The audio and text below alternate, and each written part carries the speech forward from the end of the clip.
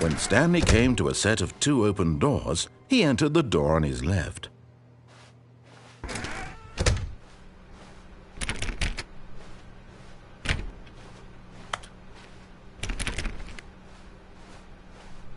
Yet there was not a single person here either.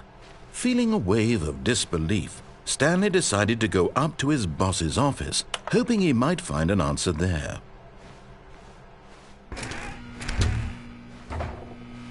Stanley stepped into the broom closet, but there was nothing here, so he turned around and got back on track. Coming to a staircase, Stanley walked upstairs to his boss's office.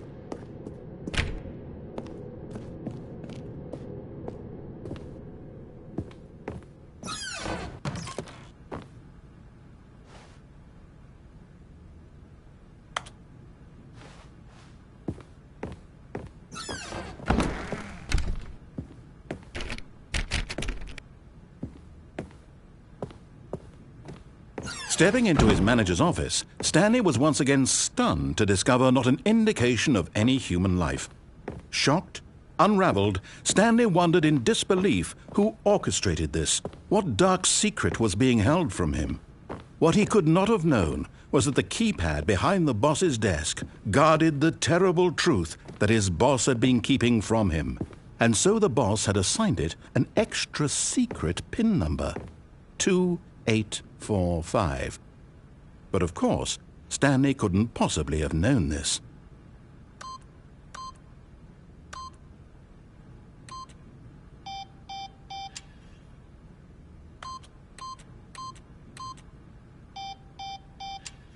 Stanley just sat around twiddling his thumbs. Trying to input anything on the device was useless, since he could never possibly know that the combination was 2845.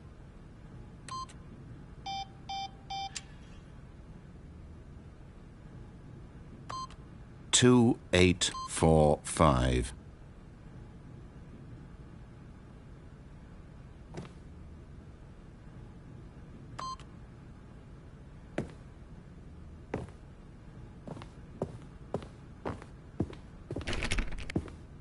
Forgot, but it turns out that the panel's emergency override kicked in, and the door just opened all by itself, and Stanley got the hell along with the story. Well, whoop-de-doo.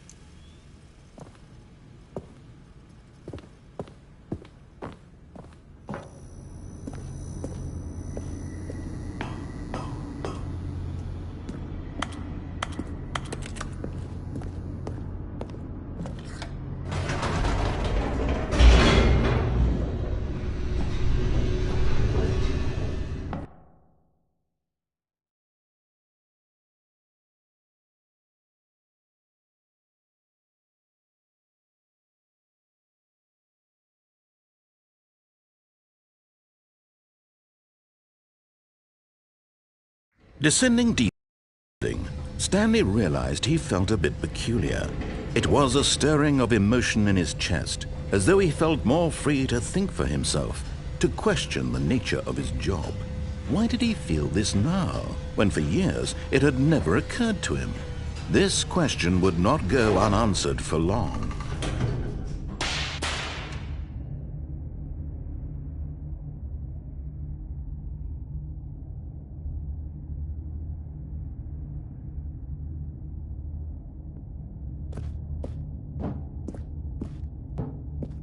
Stanley walked straight ahead through the large door that read Mind Control Facility.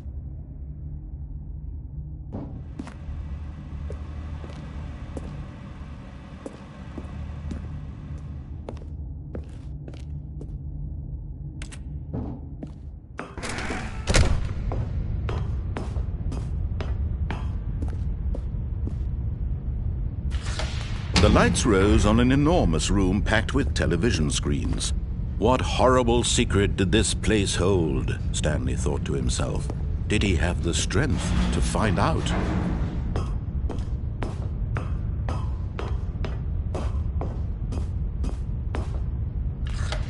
Now the monitors jumped to life, their true nature revealed. Each bore the number of an employee in the building, Stanley's co-workers. The lives of so many individuals reduced to images on a screen, and Stanley, one of them, eternally monitored in this place where freedom meant nothing.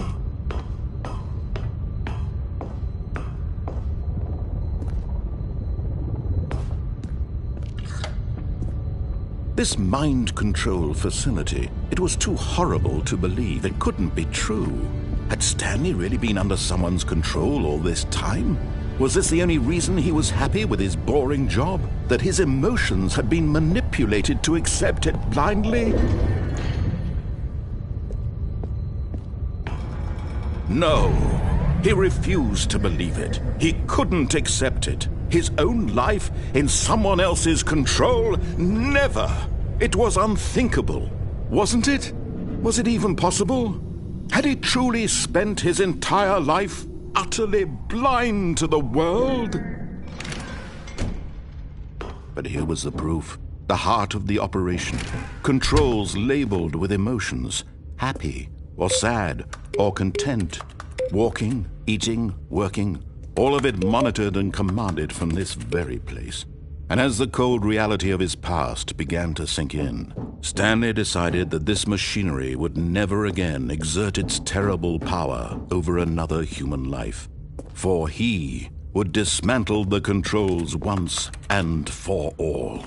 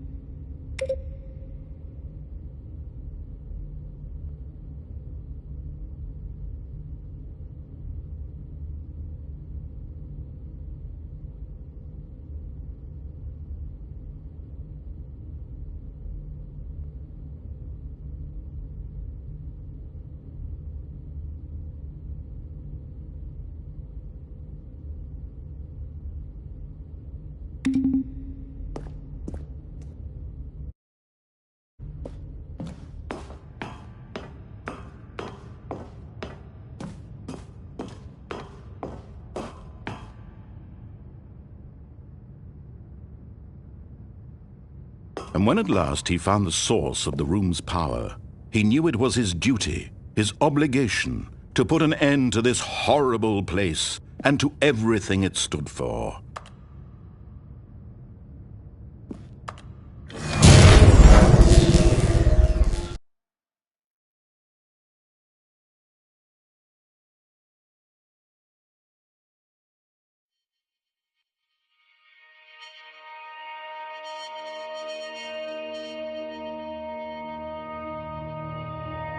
Blackness, and a rising chill of uncertainty. Was it over? Yes! He had won! He had defeated the machine, unshackled himself from someone else's command. Freedom was mere moments away. And yet, even as the immense door slowly Stanley reflected on how many puzzles still lay unsolved. Where had his co-workers gone? How had he been freed from the machine's grasp? What other mysteries did this strange building hold? But as sunlight streamed into the chamber, he realized none of this mattered to him. For it was not knowledge or even power that he had been seeking, but happiness. Perhaps his goal had not been to understand, but to let go. No longer would anyone tell him where to go, what to do, or how to feel. Whatever life he lives, it will be his.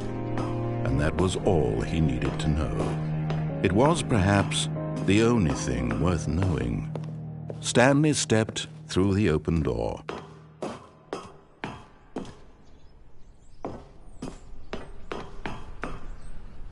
Stanley felt the cool breeze upon his skin, the feeling of liberation, the immense possibility of the new path before him. This was exactly the way, right now, that things were meant to happen. And Stanley was happy.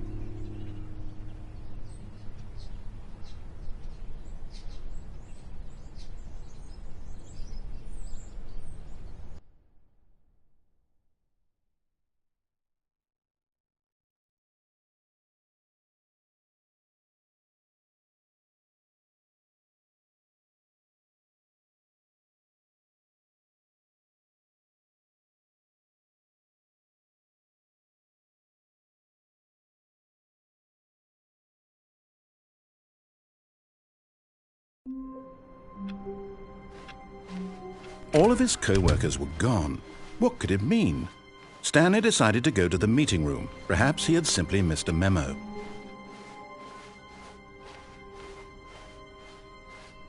When Stanley came to a set of 2 open doors, this was not the correct way to the meeting room, and Stanley knew it perfectly well.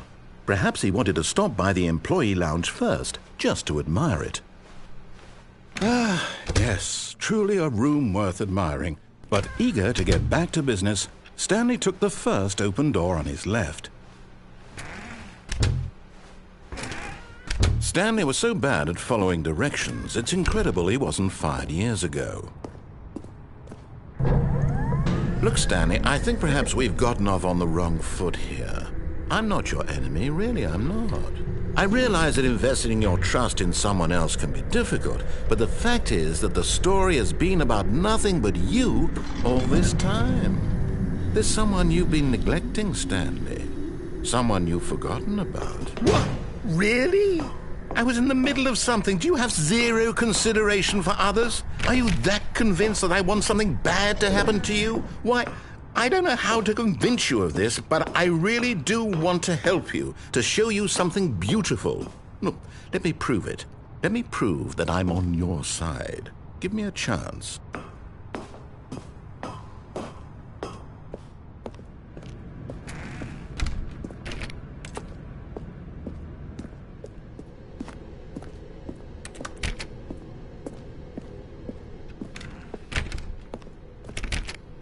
Now listen carefully, this is important. Stanley walked through the red door.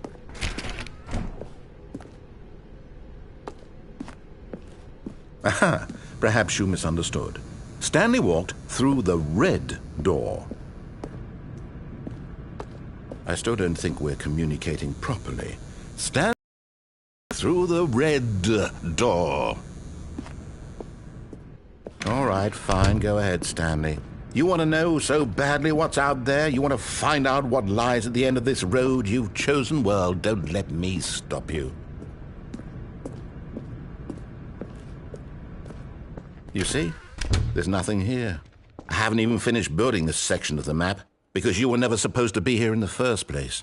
Broken rooms, exposed developer textures. Is this what you had wanted? Was it worth ruining the entire story I had written out specifically for you? Do you not think I put a lot of time into that? Because I did. And in the end, it was all for nothing. Because this is what you wanted to see. Help me here, Stanley. Help elucidate these strange and unknowable desires of yours. What would have made this game better? What did you want to see? Vehicles? Skill trees? Work with me. You've given me absolutely nothing so far. Tell you what. Let me take a stab in the dark at a new design, and you can give me some feedback. There we go. A third option. This already feels leaps ahead of where we were before. Go ahead, Stanley. Take it for a spin.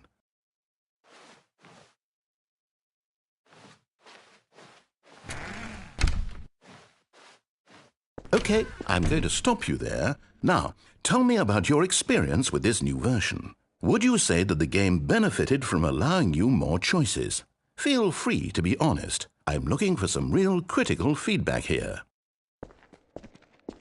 A 1? I mean, I can understand if you had reservations, you saw ways the game could be improved to more fully express itself mechanically and artistically, but a 1? That's not even helpful. What am I supposed to do with that? But I guess it isn't my place to judge. Here, based on the data from your previous playthrough, I've compiled a new version. And to be perfectly candid, I think I've knocked it out of the park with this one. Let's take a look.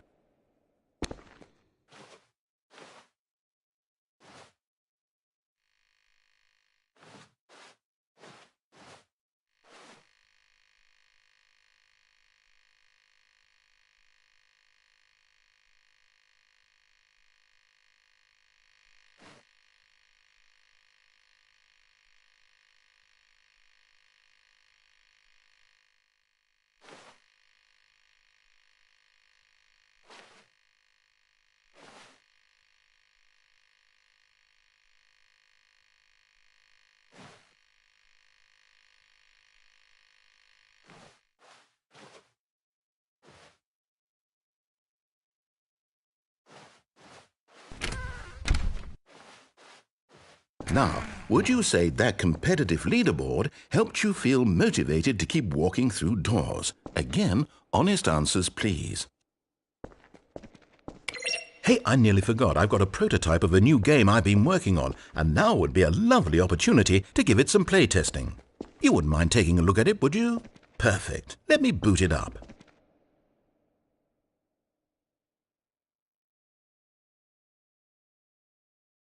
In this game, the baby crawls left towards danger. You click the button to move him back to the right, and if he reaches the fire, you fail. It's a very meaningful game, all about the desperation and tedium of endlessly confronting the demands of family life. I think the art world will really take notice. But of course, the message of the game only becomes clear once you've been playing it for about 4 hours. So why don't you give it 4 hours of play to make sure it's effective? Be sure to keep notes on your experience.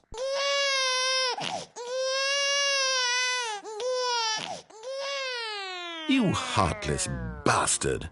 Did you do it because you hate babies or purely to spite me? Because if it's the latter, well, I don't know what to do. I'm completely out of ideas. I can't think of a single thing that might improve the experience for me. I'm not even going to try. I'm out, I'm done. It's over. Thank you for playing. Your input was extremely valuable. Oh, hey, since my game was so awful, why don't we play someone else's game, just to ease the pain? Let's see. What do we have here? Yes, this seems like it'll work. Let's give it a shot.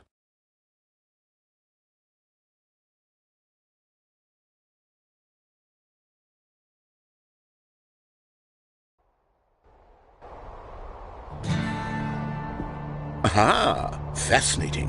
What do you think this game is about, Stanley? What's our backstory? What is our motivation?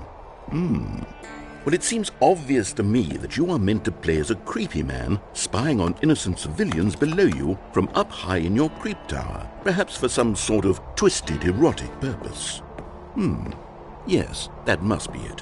What a fascinating venture into the experience of total mental depravity. So far, I love everything about this game, Stanley. And it seems there's even more. Come, let's venture outward and see what else is out there.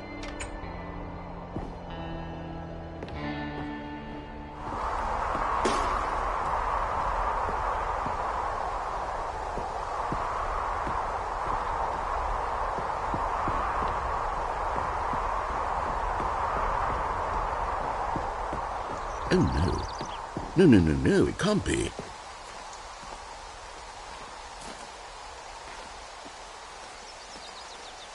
It is. It's an open world game. Good God, quickly, block it off. Oh, thank goodness, Stanley. What a close call. You nearly wandered off into that thing. That big, open, just wandering around, no right or wrong directions, no path to follow. You can just go in any... Oh, Thank heavens we avoided it. We're out of the woods now, Stanley. Okay, I'm going to get us out of here. Let's find another game. Preferably something with walls. Something with nice, big, insurmountable walls. Okay, I think this will be just the thing.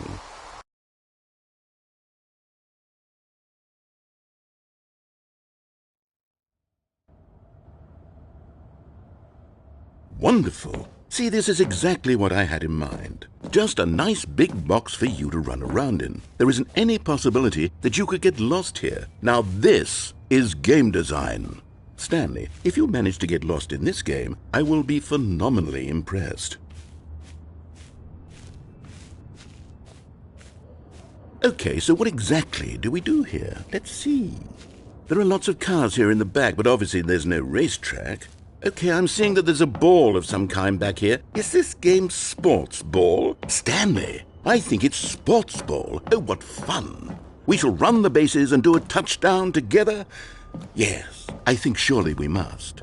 Okay, Stanley, here's the ball. Have fun.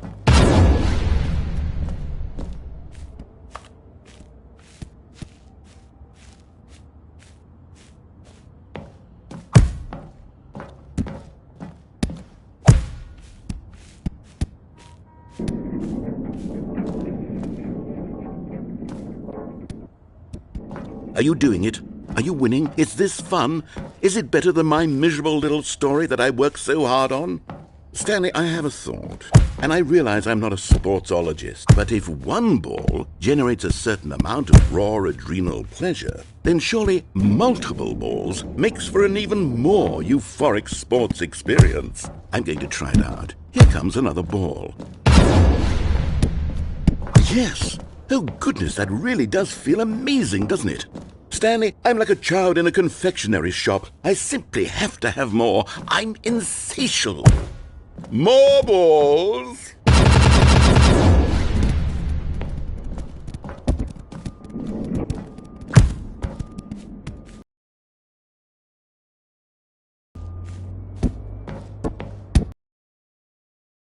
Are you enjoying this, Stanley? Are you having fun? Is this a real video game? Well, I sure hope you're having a good time, because guess...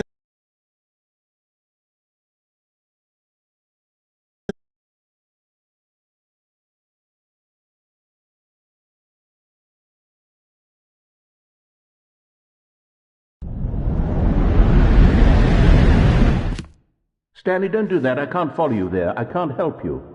How will you write a story without me? You can't do it. You know that. Stanley, come back.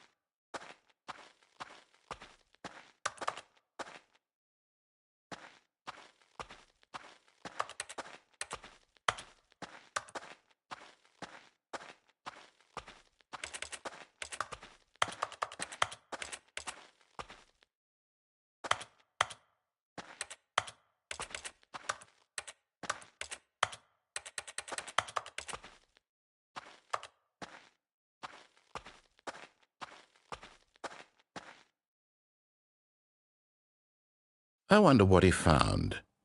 If what he wanted was to be the leading man in his own story, well, perhaps he's gotten it, down in wherever he is right now. I wonder if he's happy with his choice, and if he's learned the heavy cost that comes with it. He'll understand soon what I was trying to tell him. He needs me. Someone who will wrap everything up at the end, to make sense out of the chaos and the fear and the confusion. That's who I am. That is what I mean to this world. Oh, yes. Yes, I'll be back. There's no other way. Once this ends, after it all comes to a close, then I'll be back. The end will be here soon. Very soon. I can wait.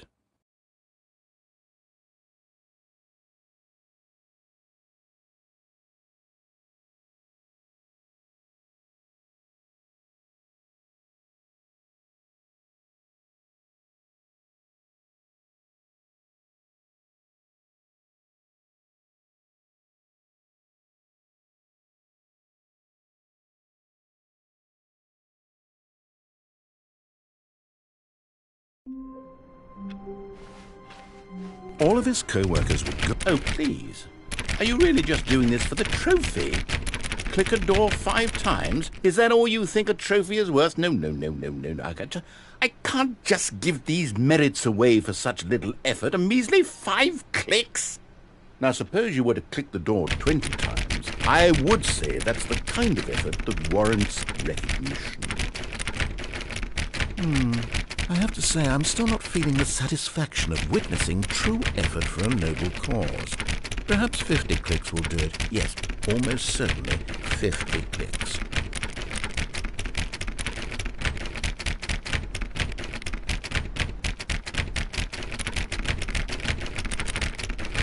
No, I'm still not feeling it. I want this trophy to have meant something. It has to be a true reward for valiant effort. I want to see some hustle, Stanley. I want to see commitment, a willingness to go all the way no matter the cost. Why don't you go put 20 clicks into door number 417?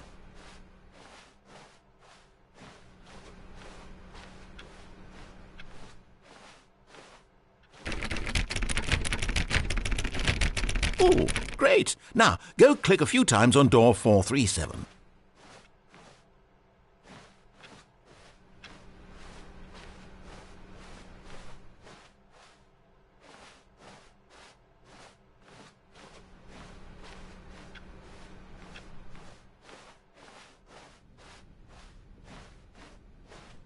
When Stanley came to a set of 2 open doors, he entered the door on his left.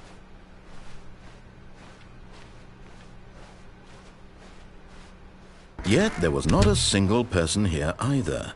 Feeling a wave of disbelief, Stanley decided to go up to his boss's office. Coming to a staircase, Stanley walked upstairs to his boss's office.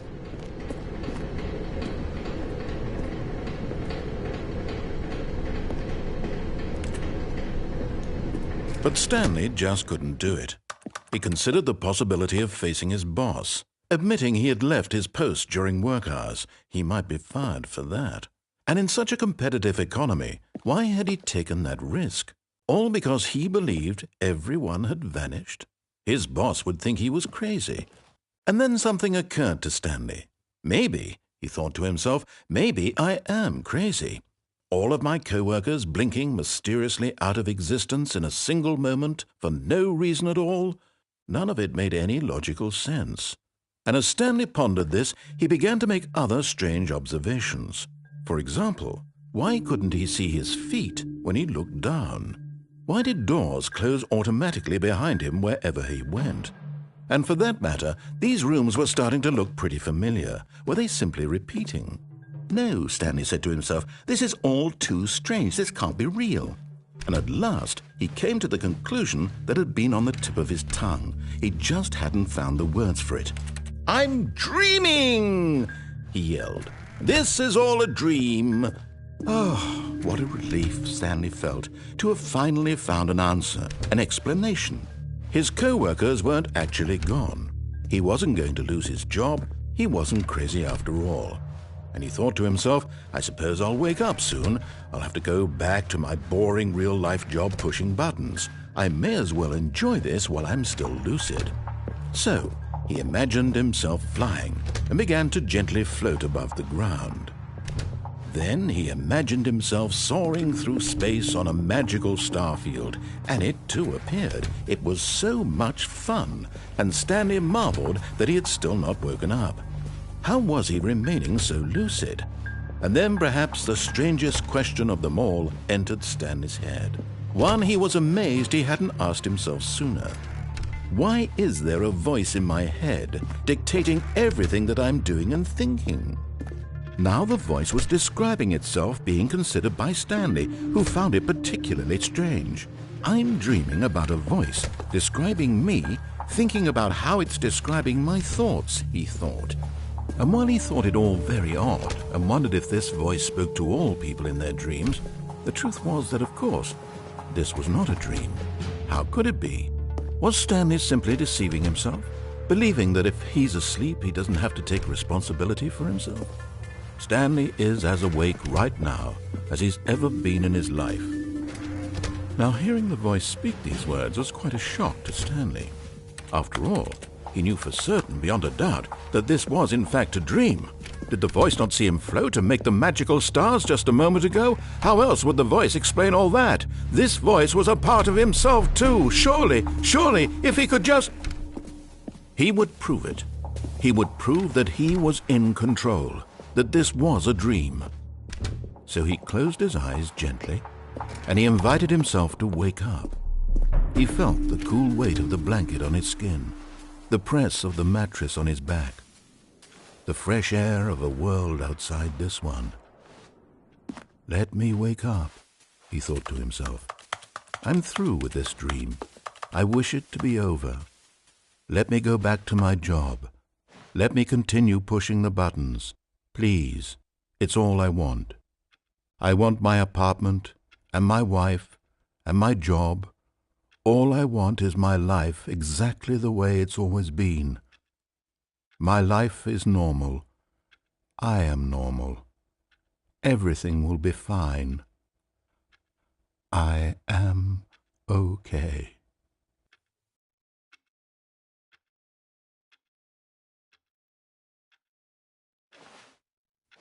Stanley began screaming. Please, someone, wake me up. My name is Stanley. I have a boss. I have an office. I am real. Please, just someone tell me I am real. I must be real. I must be. Can anyone hear my voice? Who am I? Who am I? And everything went black.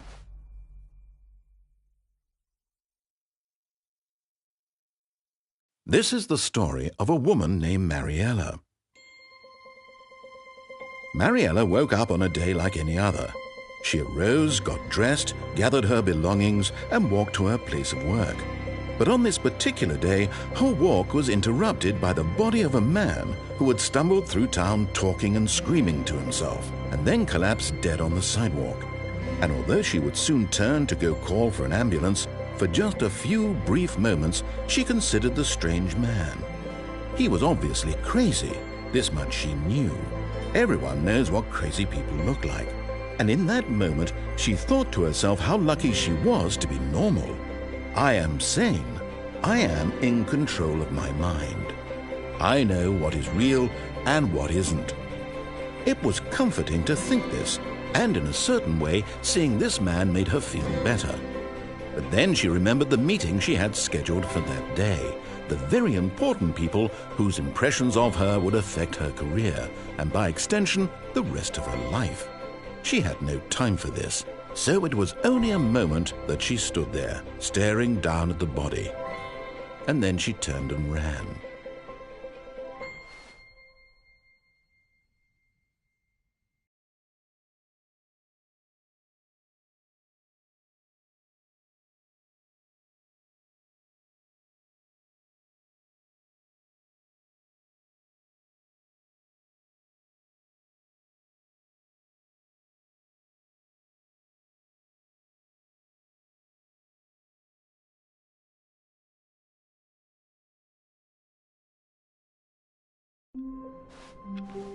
All of his co-work. Oh, please.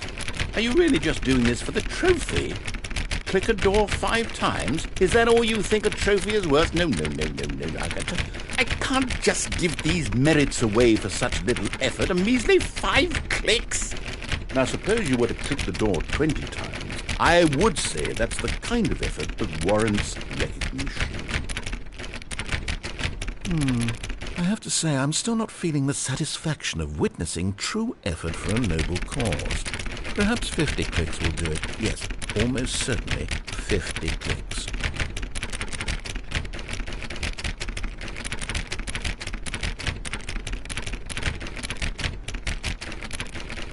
No, I'm still not feeling it. I want this trophy to have meant something. It has to be a true reward for valiant effort. I want to see some hustle, Stanley. I want to see commitment, a willingness to go all the way no matter the cost. Why don't you go put 20 clicks into door number 417?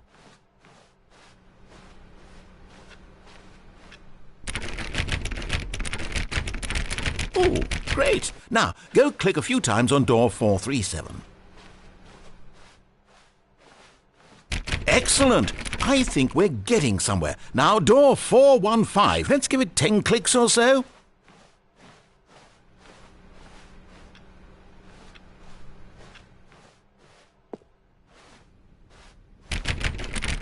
Now, back to door number 437.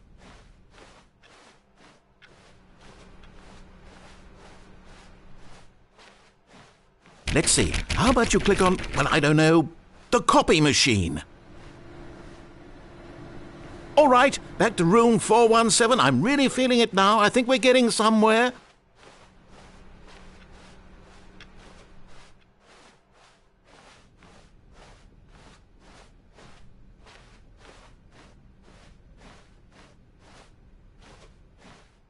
Okay, now go climb on employee 419's desk.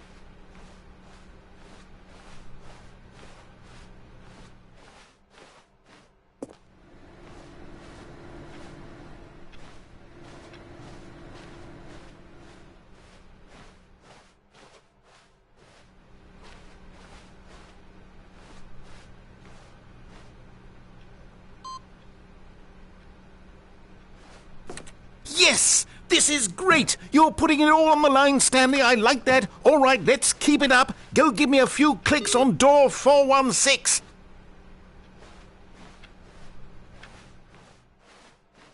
We've almost got it! Now the copy machine, do that one again!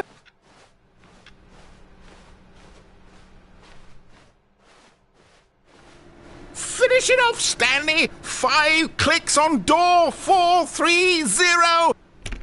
Yes! We did it! Oh, wow. That felt amazing.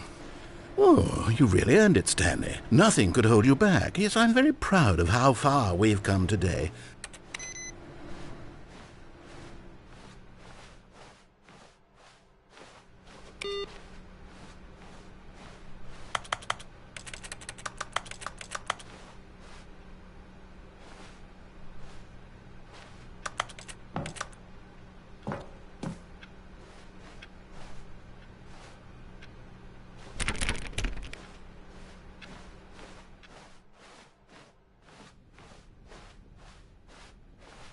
When Stanley came to a set of 2 open doors, he entered the door on his left. This was not the correct way to the meeting room, and Stanley knew it perfectly well. Perhaps he wanted to stop by the employee lounge first, just to admire it.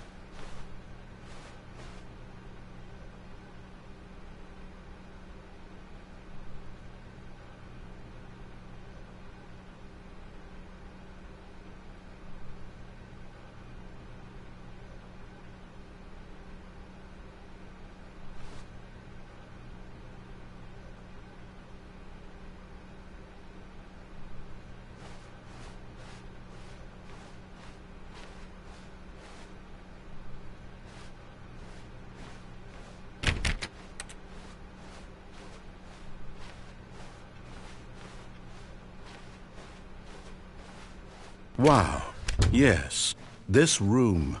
But eager to get back to business, Stanley took the first open door on his left.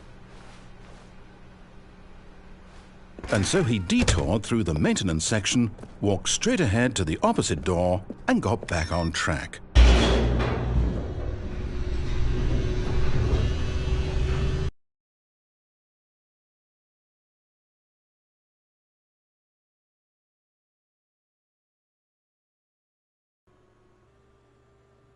But Stanley didn't want to go. He wanted to wander about and get even further off track. So now in order to get back, he needed to go, from here it's, left.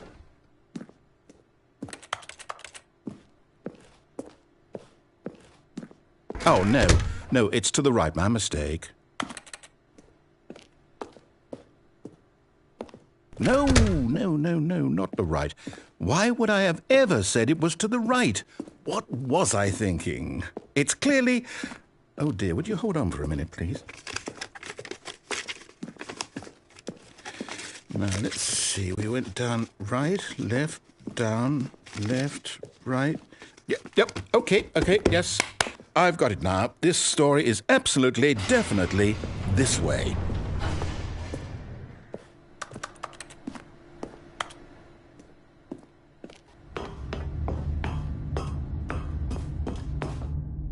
No.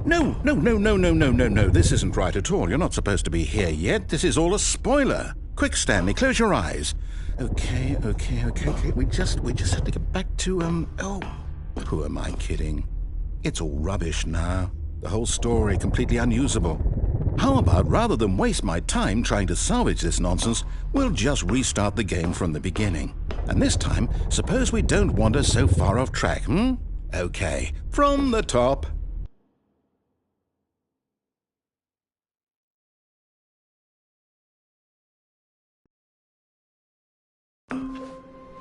All of his co-workers were gone. What could it mean? Stanley decided to go to the meeting room. Perhaps he had simply missed a memo.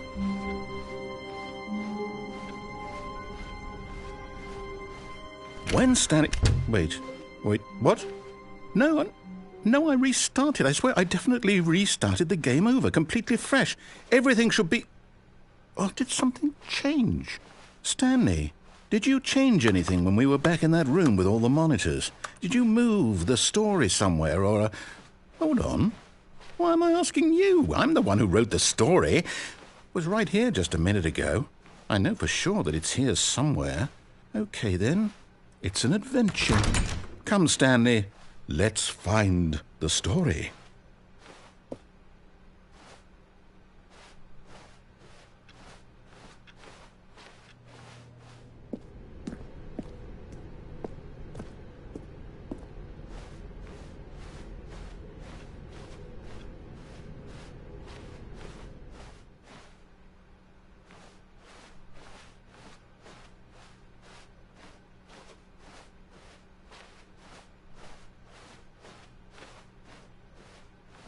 I'll say it. This is the worst adventure I've ever been on. I can promise you there definitely was a story here before. Do we need to restart the game again? Well, I find it unlikely that we'll ever progress by starting over and over again, but it's got to be better than this.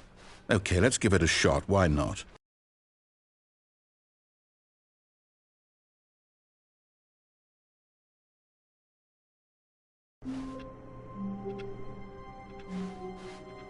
All of his co-workers were gone. What could it mean? Stanley decided to go to the meeting room. Perhaps he had simply missed a memo.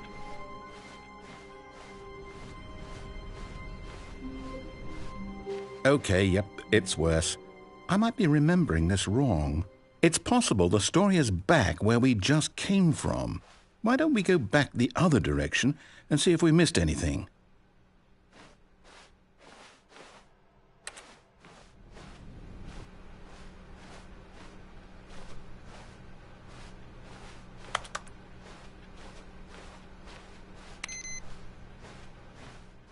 Aha! I knew we'd miss something. The story. Here it comes. No, wait. Never mind. Not the story. Okay, let's head back the other way and retrace our steps.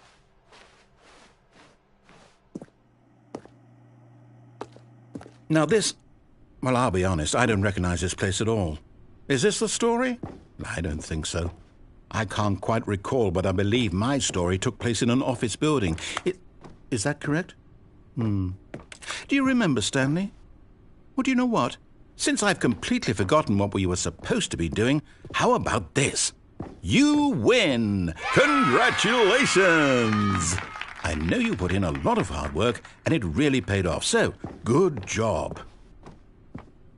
Oh, no, I don't feel right about this at all. We both know you didn't put in any actual work for that win.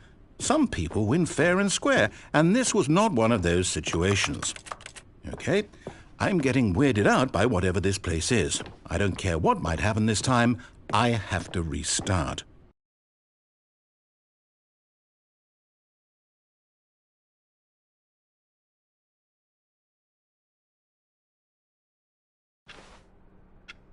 All right, I've got a solution. This time, to make sure we don't get lost, I've employed the help of the Stanley Parable Adventure Line. Just follow the line. How simple is that?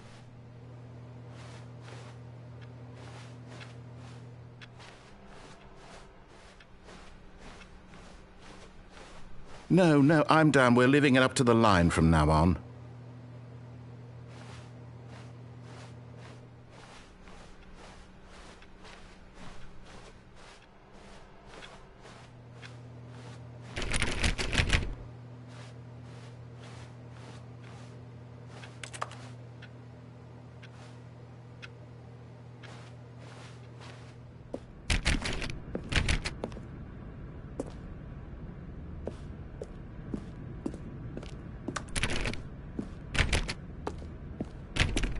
You see? The line knows where the story is. It's over in this direction. Onward, Stanley, to destiny. Though, here's a thought. Wouldn't wherever we end up be our destination, even if there's no story there? Or to put it another way, is the story of no destination still a story?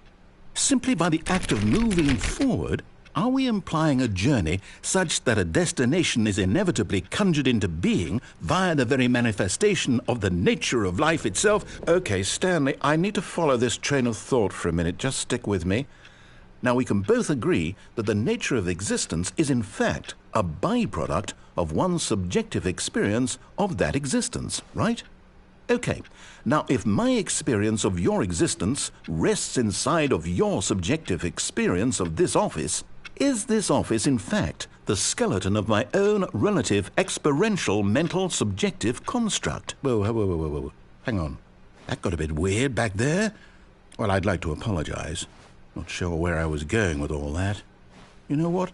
I think what we need right now is a bit of music to lighten the mood.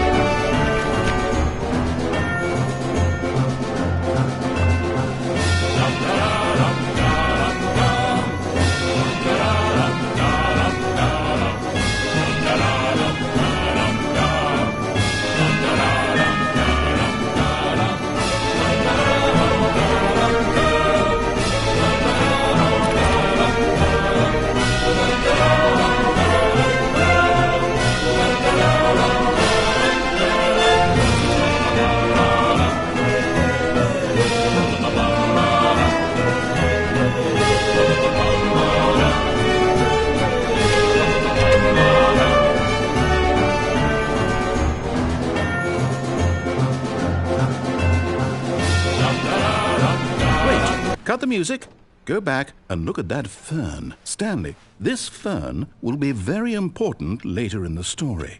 Make sure you study it closely and remember it carefully. You won't want to miss anything.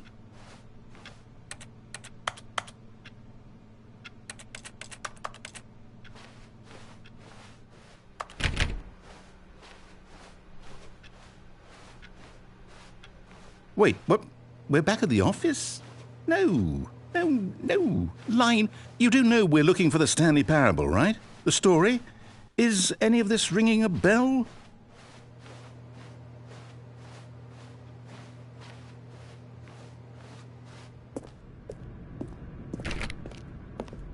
Oh, no, not again, Line. How could you have done this to us? And after we trusted you, after everything we've been through, you... Well, I can't take this anymore. To hell with it. Restart.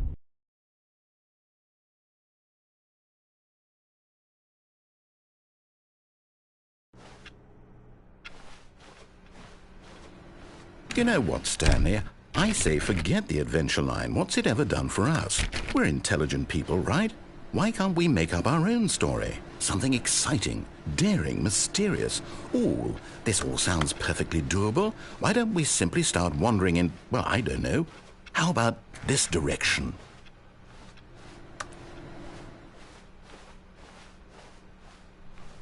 Now, yes, this is exciting. Just me and Stanley forging a new path, a new story. Well, it could be anything. What do you want our story to be? Go wild. Use your imagination.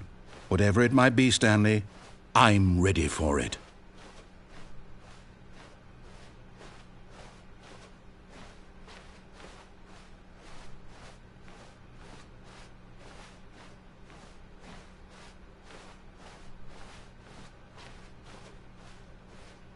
Oh, no, not you again.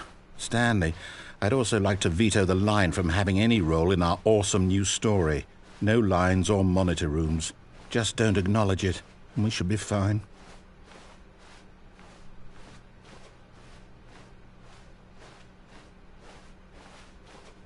Ah, a choice. We get to make a decision. From here, the story is in our control. How important we mustn't squander the opportunity. In fact, I believe I need a minute to think here. Just walk in circles for a minute. Okay, so I know that each door has to lead somewhere, which means that somewhere, the place where we're trying to go, there must be a reverse door that leads here. And that in turn means that our destination corresponds with the counter-inverted reverse door's origin. So starting from the right, let us ask, will taking the right door lead us to where we're going? And since the answer is clearly yes, then by all accounts, the door on the right is the correct one. Another victory for logic. Come, Stanley, our destiny awaits.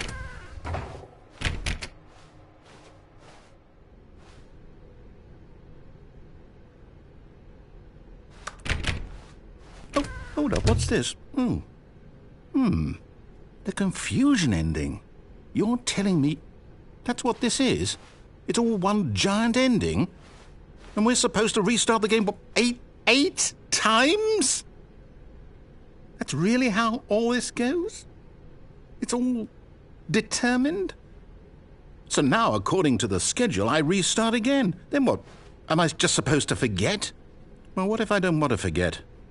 My mind goes blank simply because it's written here on this thing, wall. Well, who consulted me? Why don't I get to decide? Why don't I get a say in all of this? Is it really? No, it can't be. I don't want it to be.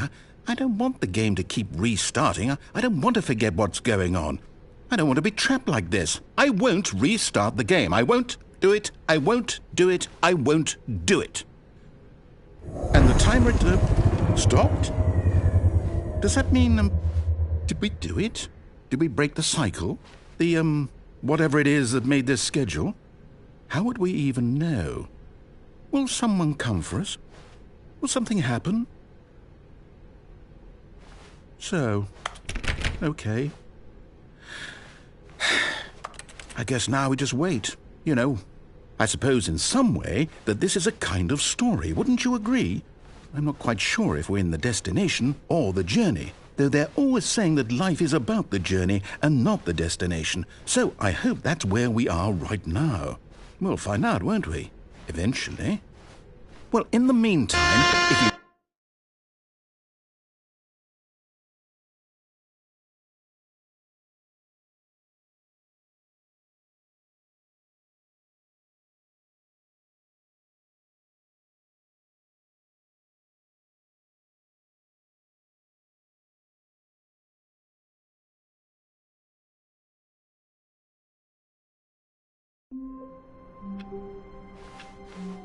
All of his co-workers were gone. What could it mean?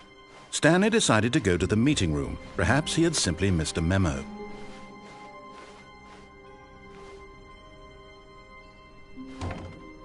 Oh, new content? What does that mean, new content?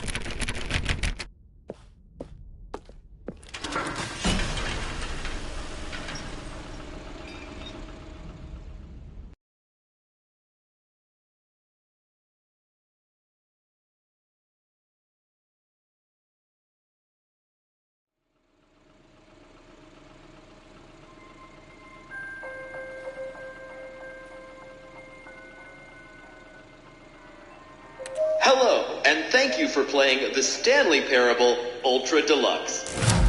As you may know, the Stanley Parable was a video game released in 2013 on home computers. After receiving critical and commercial success, it was expanded upon in 2022 with the Stanley Parable Ultra Deluxe, a reimagining of the game for consoles and home computers. The Stanley Parable Ultra Deluxe features exciting new content that broadens and expands the world of the Stanley Parable, delighting audiences the world over. Please, step inside and see what thrilling new adventures await in the Stanley Parable Ultra Deluxe. Oh, well, this sounds delightful. I'm very excited to see the thrilling new Ultra Deluxe content. Okay, so far it's an elevator. Nothing special yet, but I'm sure it's just the beginning of a mesmerizing adventure.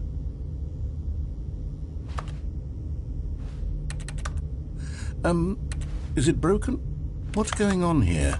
Should we be moving somewhere or... oh, there we go. All right, finally, at long last, it's on to the new content. I've never been more ready. Let's do it.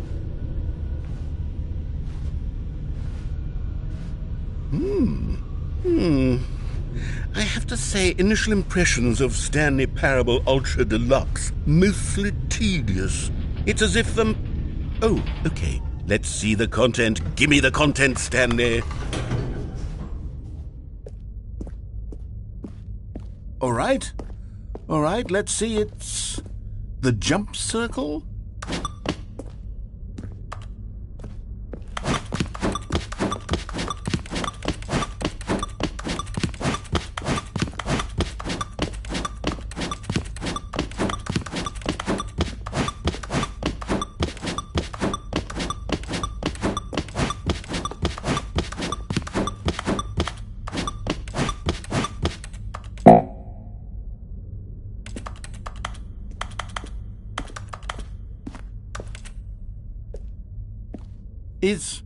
Is that it?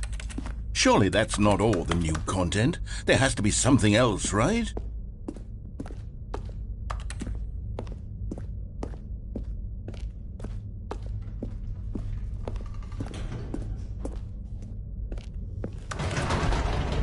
Goodness, another elevator. Stanley, I have to say, initial impressions of this game are not positive. It's just elevators and jumping. Is this what passes for exciting new content? If this is new content, then I could just read you the whole dictionary. There's 20 hours of new content right there. Hell, I could count to 30 trillion. You could put that on the box. The Stanley Parable Ultra Deluxe, now with over 1,000 hours of new content. And oh, wait. There's more. Very good. Yes. I knew there had to be something else. Let's see it. I'm ready for whatever it is. That's it? Oh, you've got to be kidding me. You see, Stanley? This is what happens when greedy video game developers with no respect for their fan base rush a cheap expansion to market for no reason other than to make an easy dollar. And don't get me started on the level of craftsmanship that's gone into it. In fact, I'm looking right now at the game's trophies, and it's hard to believe one of them actually says, "Test trophy, please ignore." What quality assurance department signed?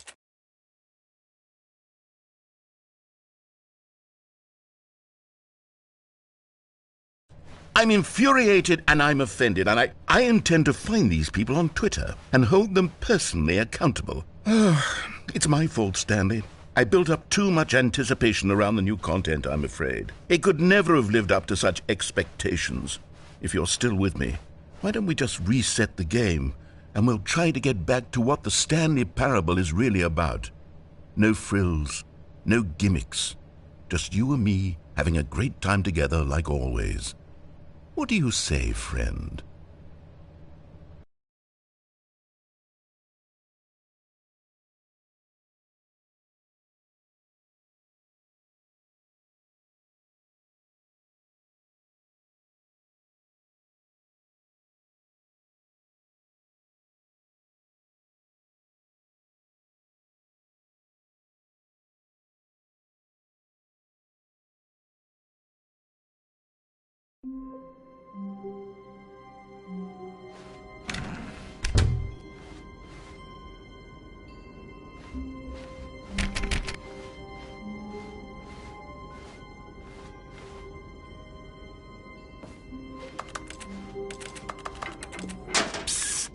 Stanley, come over here. In the vent. I want to show you something. Oh, you don't want to see the cool surprise I made for you? Well, fine. You're a dork anyway, so who cares?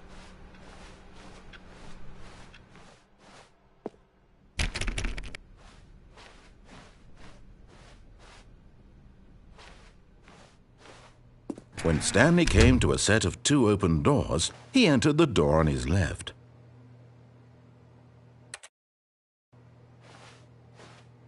This was not the correct way to the meeting room, and Stanley knew it perfectly well.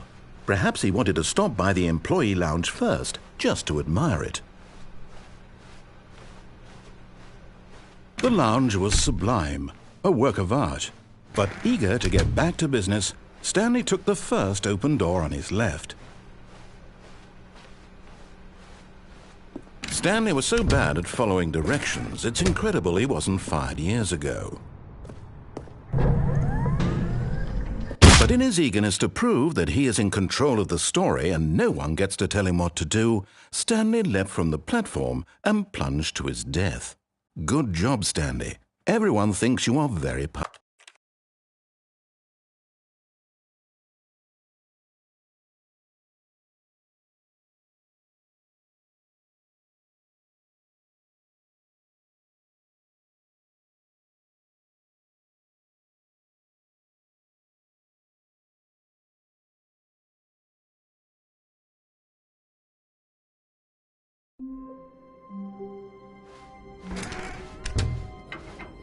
Psst!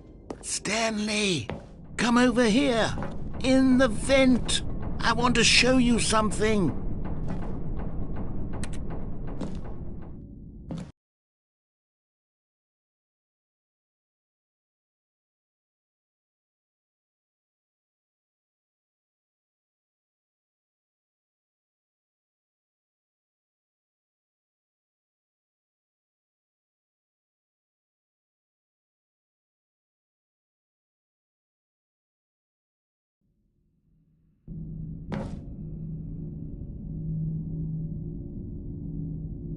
Okay, you remember how cheap and unsatisfying the new Ultra Deluxe content turned out to be? Well, it got me thinking about the past and how much better the Stanley Parable used to be. So I made something special and tucked it away here where the game's developers won't find it. Just our little secret. Take a look. I call it the Memory Zone.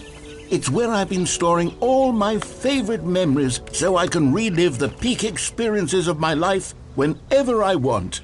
Experiences like the launch of the Stanley Parable on PC. You see, Stanley, doesn't the Memory Zone remind you of how wonderful Stanley Parable was before it was sullied with a cheap PlayStation port? Remember back in October of 2013, when the game originally launched? Back then, video games had integrity. Back then, it all meant something. Oh, the waste.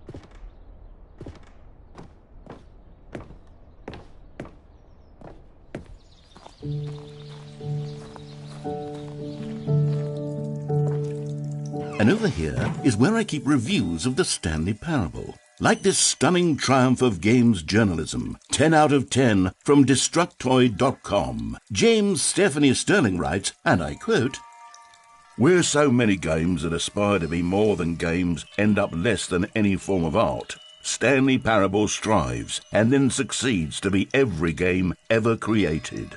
Did you hear that, Stanley? Every game ever created. That's how grand and all-encompassing the original Stanley Parable was. It was literally every game ever created. It was Skyrim, it was Persona 3, it was all of them, and now it's nothing. It's no games at all. It isn't even the Stanley Parable anymore. It's just a husk now. A lifeless husk with an hour of new elevator content.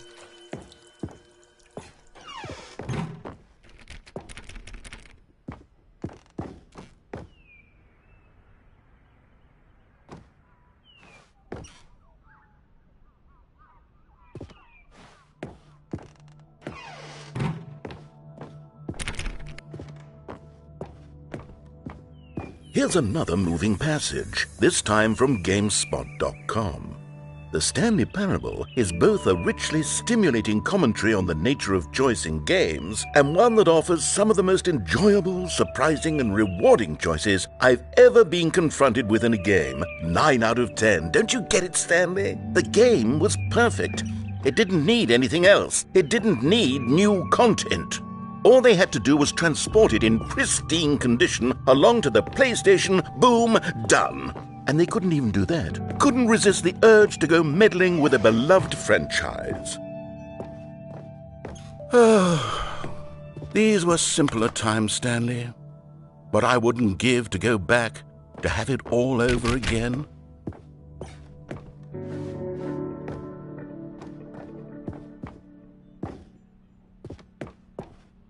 Wait, hang on.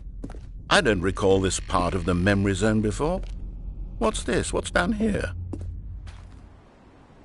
Oh no, oh God, no, Stanley. It's a collection of reviews from Pressurized Gas, the extremely popular online storefront for computer games.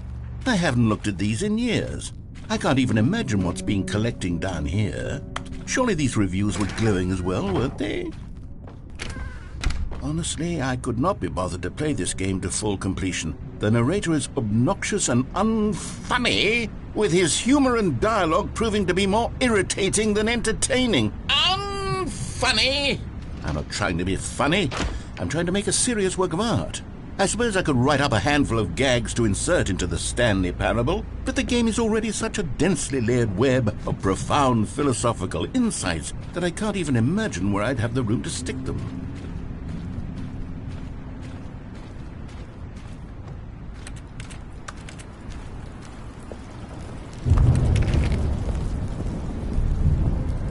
Okay, let's see what this one says. While the idea for the game is good, for someone who prefers non-linear games, this preachiness gets annoying. Preachy? Stanley? I'm not preachy, am I? You can tell me if I'm preachy. Honestly, you can. Oh, goodness. This is actually quite shocking for me.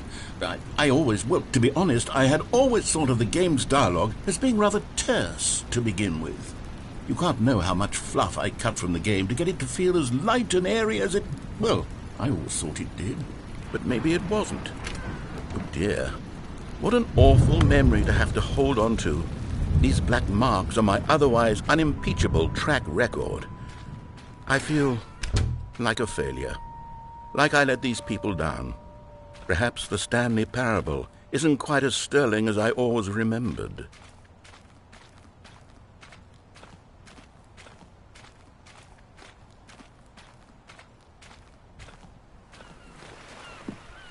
What's this one got to say?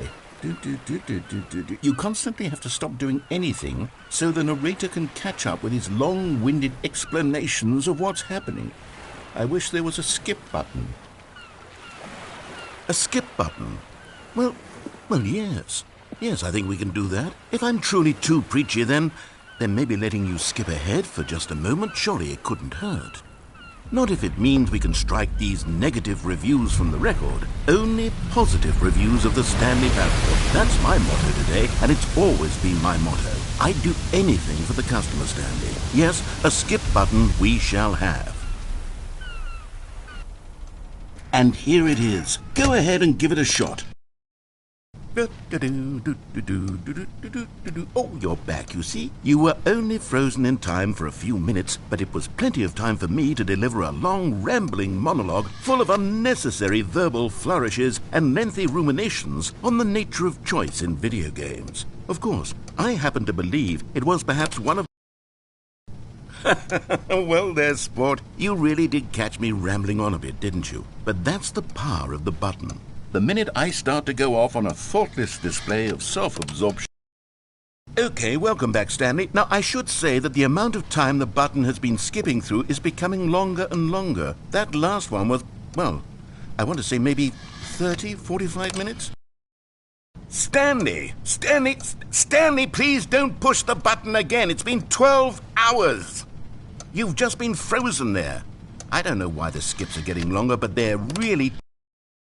Oh, Stanley, you're back. Oh, my goodness, I have someone to talk to again. Stanley, I think it's been a week. Or 2 weeks. I've been sitting here all...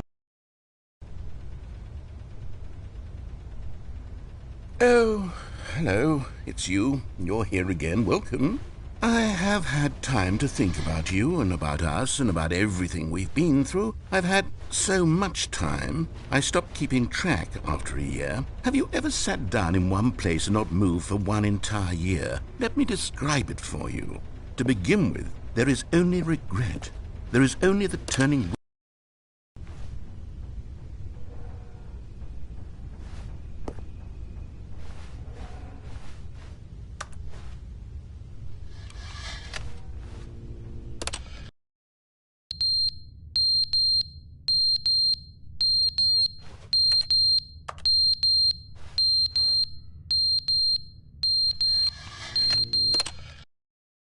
But they didn't understand the game was never meant to be funny. It was meant to have a point. It was meant to speak to the human condition. But where are the jokes? Where are the jokes? They bemoaned, they screamed, they gnashed their teeth and said, entertain us. It wasn't enough. They had to leave a...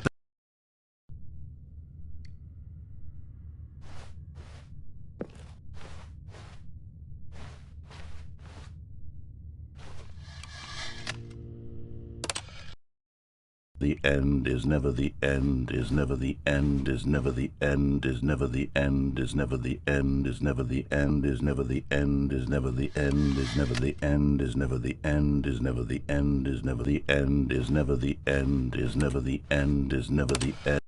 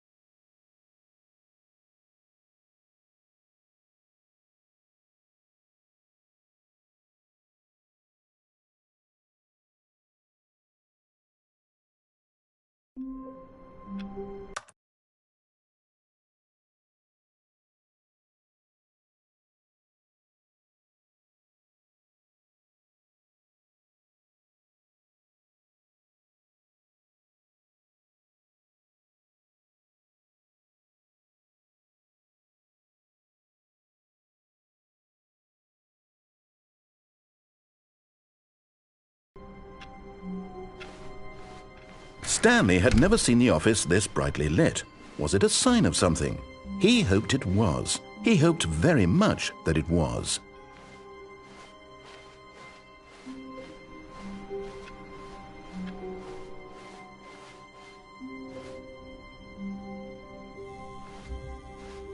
Oh, good. You notice my sign. Yes, I have something very exciting to show you.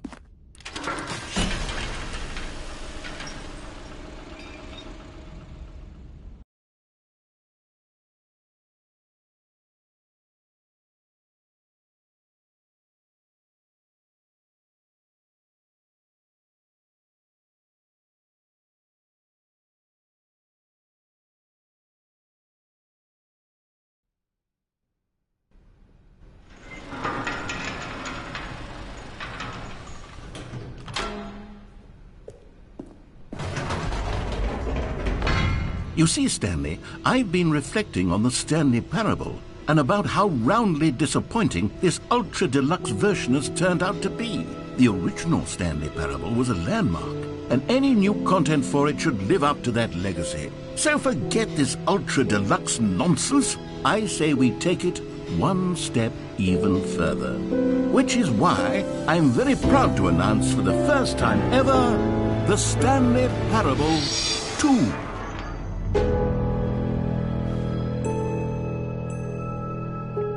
Yes, you see, isn't this far superior to a measly port with a few minor additions? Think of all the new territory we'll cover with a fully fledged sequel. An entirely new experience, built from the ground up. Why, there are so many possibilities. It could go in so many different directions. This is what fans have truly been asking for.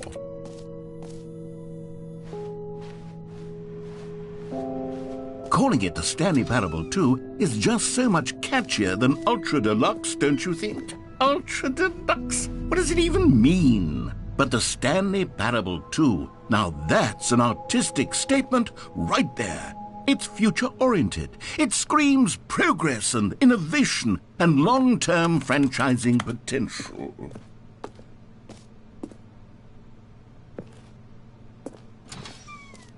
Now, to be clear, I haven't quite nailed down what exactly the Stanley Parable 2 is going to be, but let's take a look at some of the features I've been developing for it.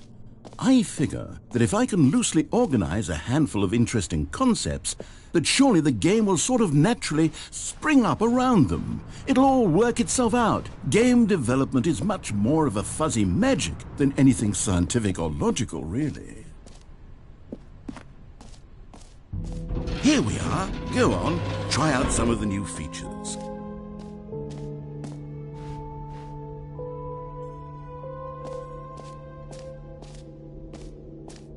For the Stanley Parable 2, I asked myself, what do players really want? And of course, the first and most obvious answer is that they want to be individually recognized and validated as people. So with that in mind, my first addition to the game is this button which speaks the name of the person playing the game. Isn't that wonderful? Jim. Sorry, I should have clarified. Right now, the button only says the name Jim. But of course, in the final game, this button will say your name, whatever name that is.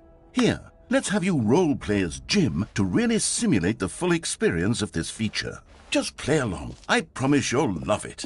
Okay, here we go. Let's take a deep breath, clear your mind, forget whoever you are, and simply become a person named Jim. Jim. Whoa, hold on. I wasn't finished setting up the backstory. If you don't properly roleplay as Jim, then you'll never understand the impact of this button. Otherwise, it's just a stupid button that says somebody else's name.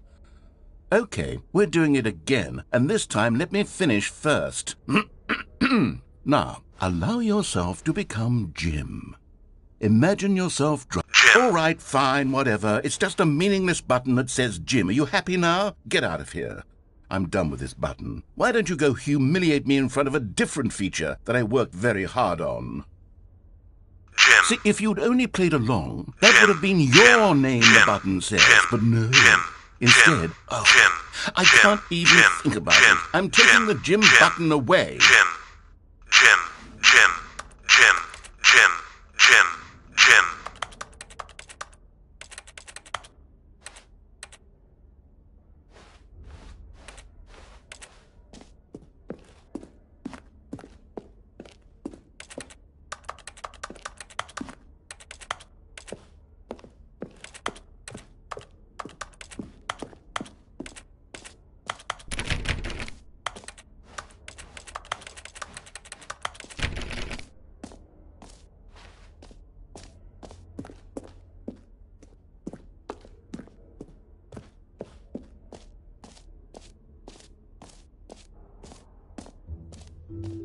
Maybe I'll only let people named Jim play the Stanley Parable too. They would appreciate what I've created here.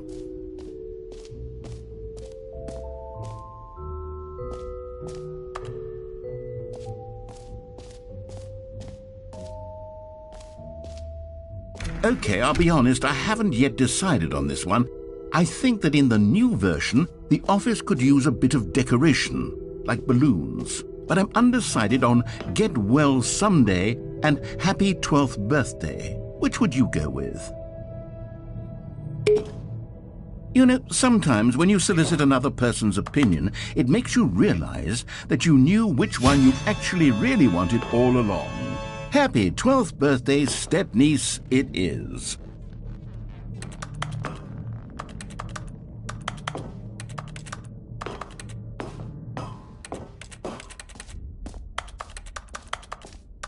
Or actually, maybe I should have gone with...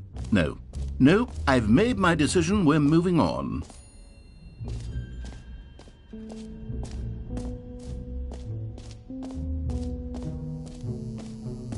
Now, here's something special. You remember that broken test trophy that got left in the game on accident? Well,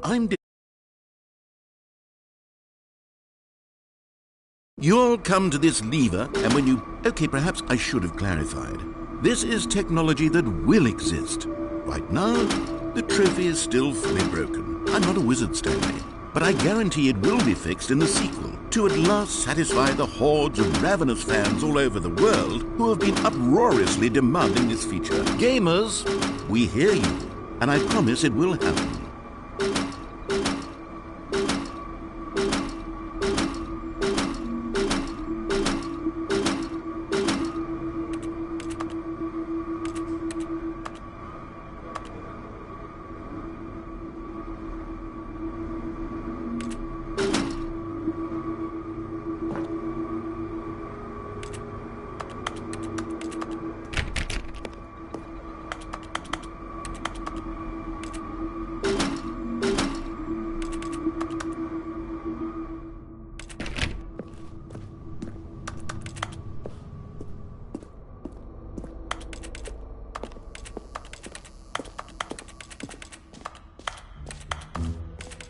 What else? What other exhibits haven't we seen yet?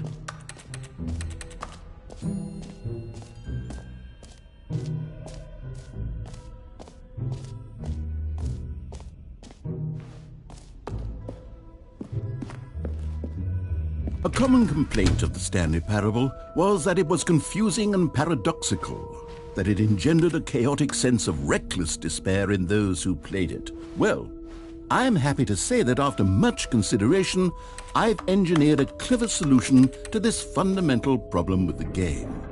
It's the Stanley Parable Reassurance Bucket. You see, Stanley, anytime you're holding the bucket, a sense of calm and ease will fill your mind and your heart. It's true. As long as you hold on to the bucket, the many disorienting contradictions of the Stanley Parable will feel perfectly normal and perhaps even comforting. You may even come to long for the gentle embrace of jarring cognitive dissonance while the bucket is in your arms. And to be honest, It's a much more convenient solution for me than actually redesigning the game to be less uncomfortable. Can you imagine what a pain in the ass that would be? Yes, the bucket is the perfect solution. Come on, give it a try. Can you feel it? The glow of comfort, even in the face of crushing despair, must already be sweeping through your body. And in fact, can I say that I do believe the bucket lends you an air of charisma as well? I think that just holding it has made you the slightest bit more attractive as a person. The benefits of the bucket seem to go on, don't they? All this and more await you in the Stanley Parable 2.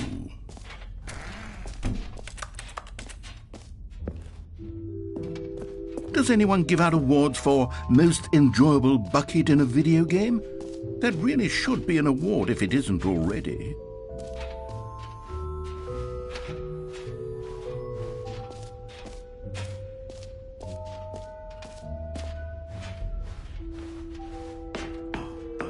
An epilogue would be fun, wouldn't it, Stanley? Yes, it would go at the end of the, well, we'll figure that out later.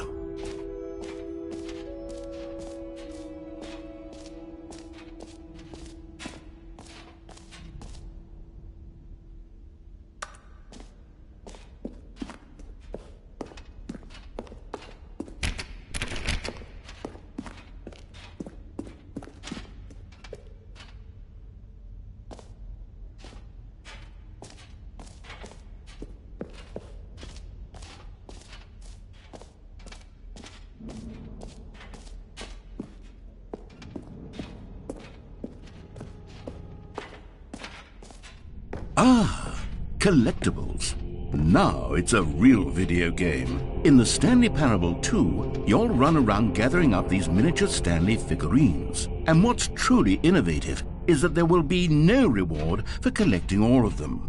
I don't want to stifle the intrinsic joy of watching a number go up. You simply collect all of them, and then you move the hell on with your unremarkable life.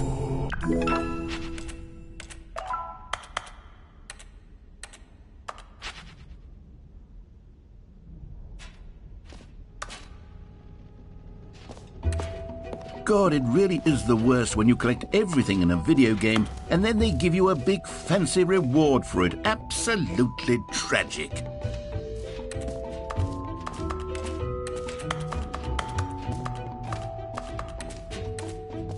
You know what? Let's bring the jump circle back for Stanley Parable 2 as well. It's a...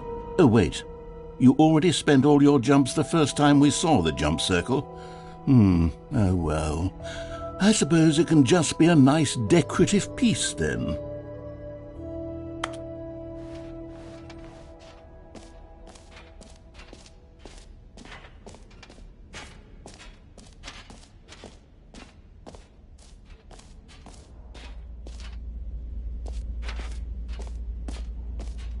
Stanley, here's an idea that I'm truly fond of. It's never been done before in a video game. This is in fact a hole that you can fall down forever. That's right. Infinite falling. You can fall until the end of time if you like. A stunning leap forward for video games as a medium.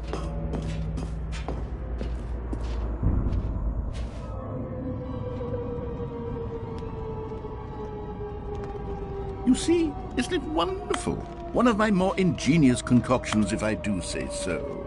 Now then, since you've gotten to see the infinite hole, you can press the teleport button to pop back up to the top, and we can continue onward. Now, I don't mean to be a bummer, but I do recommend you use the teleport button to go back to the top. Maybe do it on the sooner rather than later spectrum of things.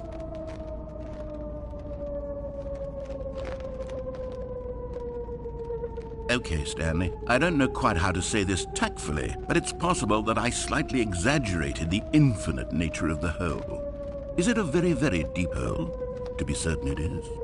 It's an extremely deep hole. I don't want anyone to say that it isn't an astonishingly deep hole. It is. Is it infinite? Well, that sort of depends on your definition of infinity. From one perspective, the infinite is merely philosophical in nature. It's more of a... Okay. Hey, well, good for you. You found the bottom of the hole. You found me out, Stanley. I'm a liar and a cheat, and you're so clever. Look, I think the issue here is just that you're unusually fascinated by falling. What normal person actually wants to fall infinitely? I figured the hole was as deep as anyone would actually need. Don't you put this on me. Maybe you're the problem. Look, things got a little heated there. I think we both said some things we didn't mean. Why don't we just put all this behind us and agree to just call the hole mostly infinite? If that works for you, then go ahead and press the teleport button to warp up to the top of the hole and we can move on. I'll just be up here when you're ready.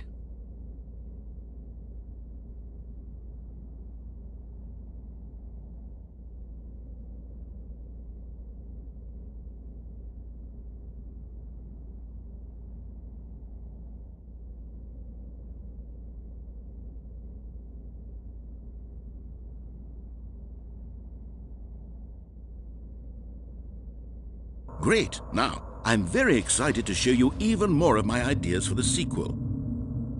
Oh, for heaven... You see, I was right. The problem is you. The problem is that you like holes too much. Not normal. A normal person would have said, yep, that's an infinite hole right there, goes on forever till the end of time. Don't need to see it all, but not you. Oh, no, no, no, no. You have a weird sort of... Oh... Did the hole seem even shorter to you this time? I couldn't help but feel like you spent a little less time in there than you did before. I mean, admittedly, I didn't make an infinite hole, but I didn't think it was that not infinite.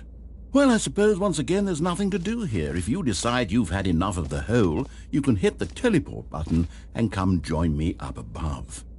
Had enough? I'm positively thrilled. I really do have so much more to show you, and gosh, how could I have guessed? You're back in the hole. If this starts to become a thing where... Wow. Okay. Yes.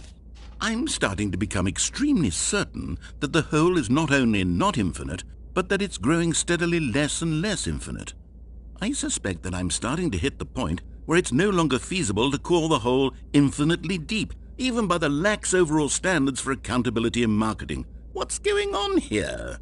Stanley, I have no explanation for the uncertain nature of the hole's length. Here, let's try something. Let's pop back up to the top, and we'll see if it gets any shorter. Well, there it is. The shame... How is this still appealing to you? I know you're obsessed with holes, but at this depth, I just can't see this scratching the itch. Oh, who am I to judge? You just do whatever it is you're here to do and hit the teleport button when you're ready to move on. Is the, teleport button not working? You sure? Well, I mean, I really don't have an explanation. It was working just a moment ago. Try it again. Still nothing? Well, I suppose there is one thing I can do to fix this. I'm out. Goodbye, Stanley. You couldn't bear to be away from the hole, and now you'll get more time with it than you could ever have asked for. It's a win for everyone. You get to be with the hole, I get to do literally anything else. Take care, Stanley. I hope you and the hole have a wonderful rest of eternity together.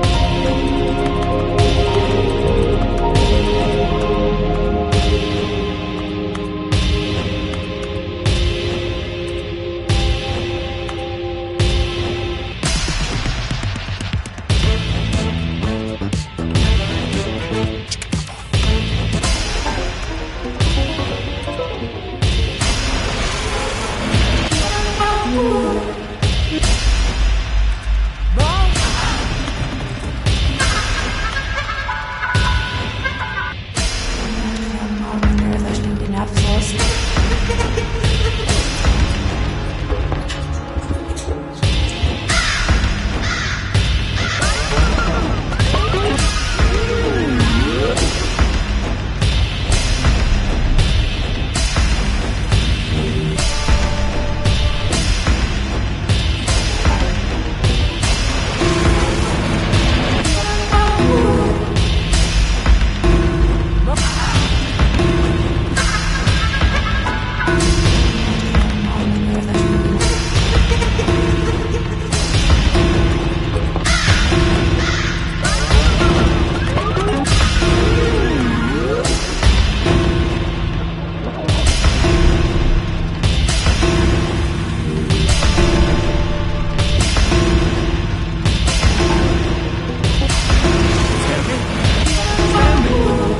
Stanley!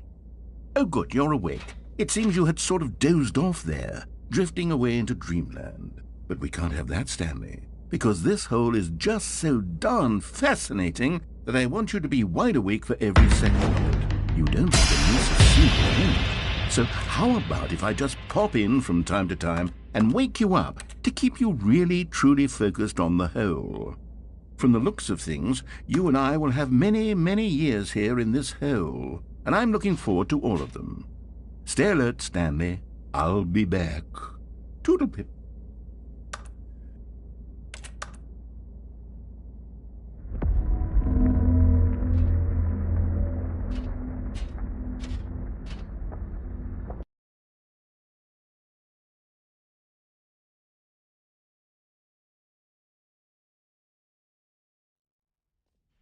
Here we are. Go on, try out some of the new features.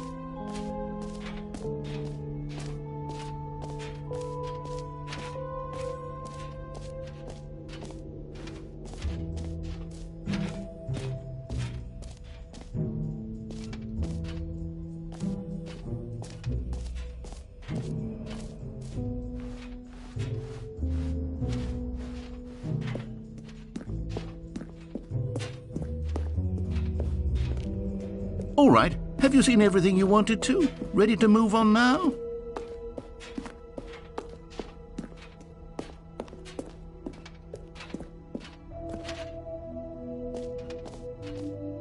So, Stanley, what do you think?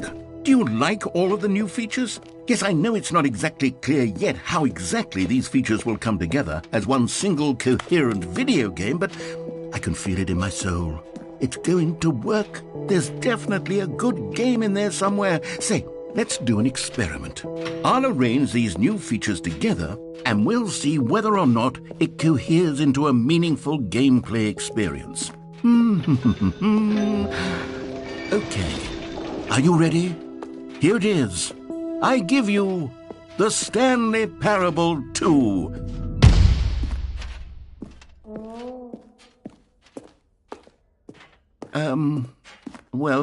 I mean, there's potential here, right? It's sort of... Okay, never mind. Hold on. Let me do a different arrangement. Okay, yes, this is much better. I feel good about this. Here we go. Version 2. Who am I kidding, Stanley? This isn't a coherent video game at all. It's a lot of gags. And I do very much enjoy creating gags, but they don't add up to anything. I wanted more than anything to create a sequel that would capture all the magic of the first game. I wanted fans to love it. No matter how good these gags are, they won't stand on their own. They would need the structure and the gameplay of the original. Wait, maybe that's it. I can take the original Stanley Parable and simply, insert a few of my new features into it. Tastefully, of course. With respect. With care for the vision and integrity of the original game. Would it possibly work? I suppose it could. But it would need a really, really tremendous title screen. A title screen that says with bold and uncompromising conviction, "This is the Stanley Parable 2." Let me see if I can whip something up. All right, perfect. Go ahead. Take a look.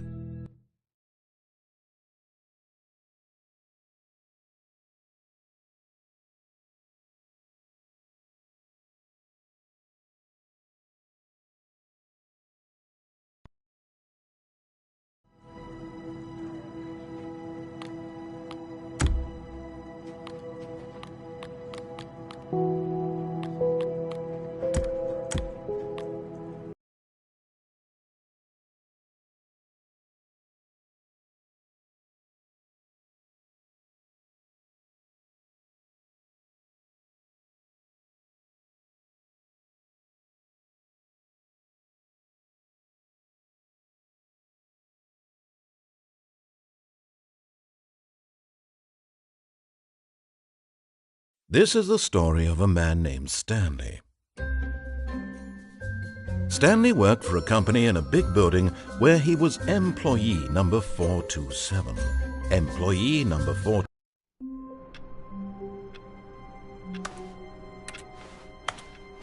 All of his co-workers were gone.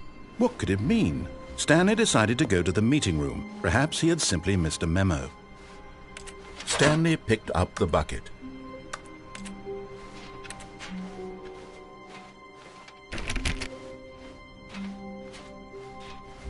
Stanley clutched the bucket tightly to his chest and entered the door on his left. This was not the correct way to the meeting room, but Stanley had felt the bucket calling to him, telling him that the employee lounge was simply the place to be.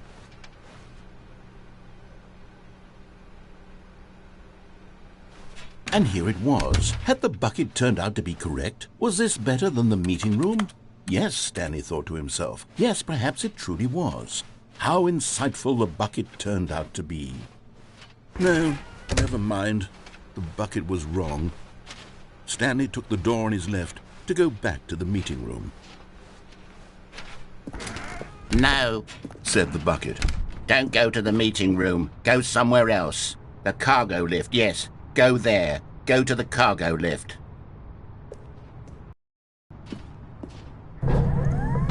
Good, said the bucket. Now ride the lift all the way to the top. There's something up there I need you to do. Stanley did not question why or how this bucket was speaking to him. It should have alarmed him, of course, because buckets can't talk. But Stanley chose not to think about this obvious fact. He was firmly convinced that the bucket had spoken to him, and he unthinkingly did whatever the bucket asked.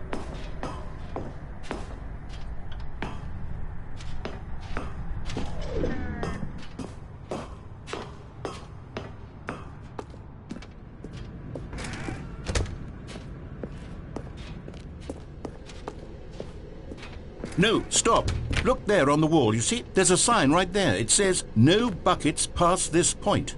Stanley, how could you think it was okay to bring the bucket here? Unless, what if the problem is that you actually don't know what is a bucket and what isn't a bucket? I suppose that would explain a lot about your behavior up to this point. Which, if that's true, well, my goodness, I think we have to do something about it. This misunderstanding could have dire consequences on the entire rest of the game if not addressed quickly and properly. So much of the impact of the story is dependent on your understanding of what is and isn't a bucket. Please, step in here for a moment.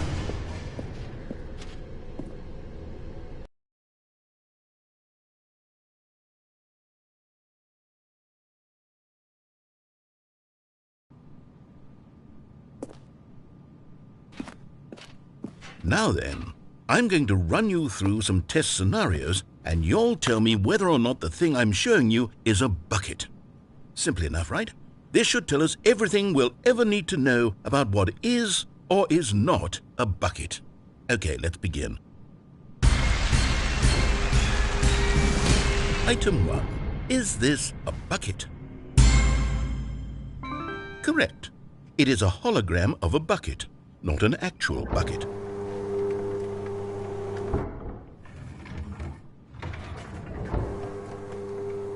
Item 2. Is this a bucket? Correct. It is a 3D printed recreation of a bucket, not an actual bucket.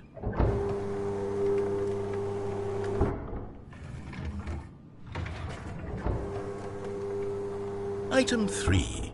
Is this a bucket? Incorrect. This is a bucket.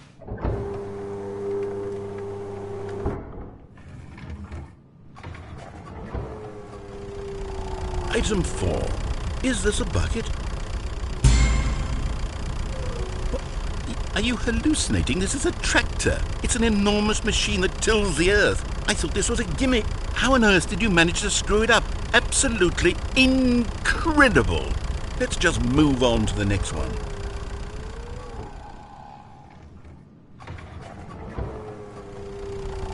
Is this a bucket? Correct.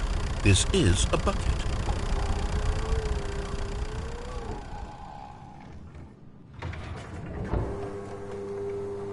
Item 6. Is this a bucket? Trick question. Both. Gotcha.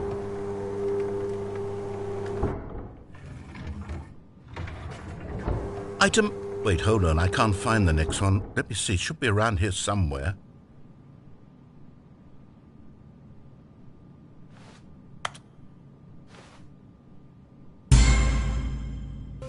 Okay, you and I both know there isn't anything here. And I don't appreciate the implication that nothing is a bucket when we both clearly know that a bucket is something, and therefore nothing could possibly be something.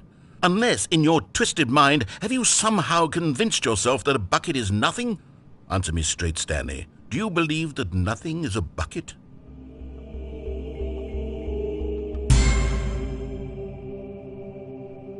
You know what? I'm too confused to even sort it out. I've lost all sense of perspective. What is a bucket? What isn't a bucket? Mere moments ago I could answer these questions with confidence, and yet now I'm somewhat adrift. Do any of us know what a bucket is? Am I a bucket? Stanley, I can't keep doing this. I'm losing myself, and myself was all I ever had to begin with. I'm afraid the bucket is threatening to tear our relationship apart. I can't have that. I'm sorry. But I'm going to erase all buckets from the game entirely. Okay, here we go.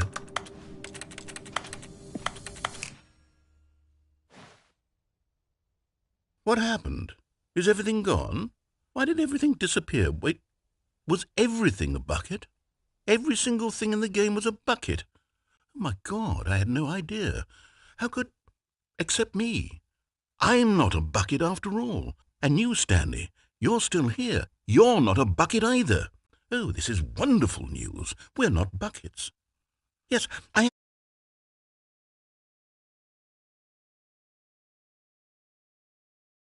that we haven't got a game. So, tell you what, I'll reset everything and we'll put back all of the buckets, okay? And we'll know that it's all a bucket. But if you run into anyone else, maybe don't mention that. Who knows what that information might do to a person? All right, here we go.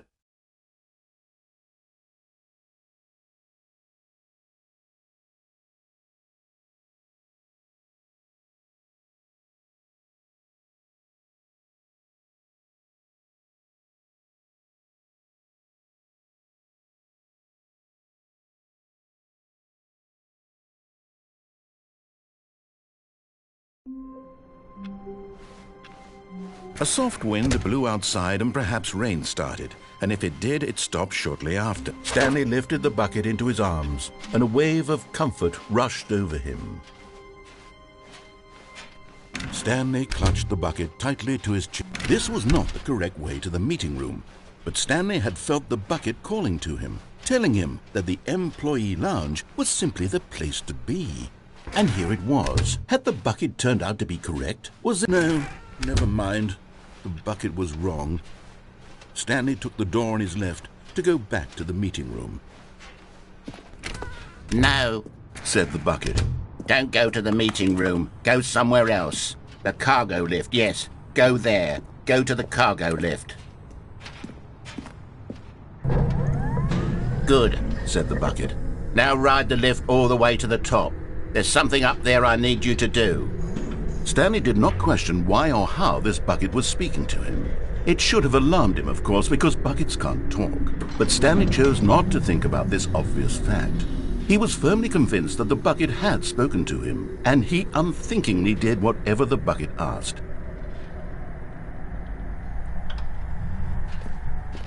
In here. Said the bucket. Go into this dark room over here. Stanley once again obeyed blindly.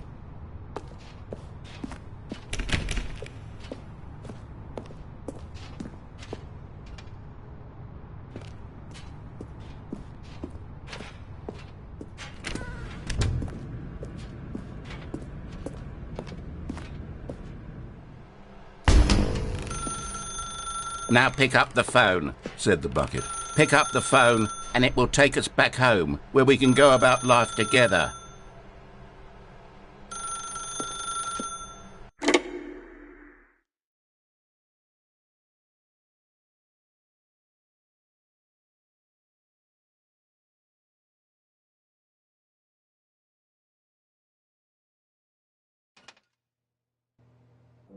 This is the sad story of a man named Stanley and his bucket.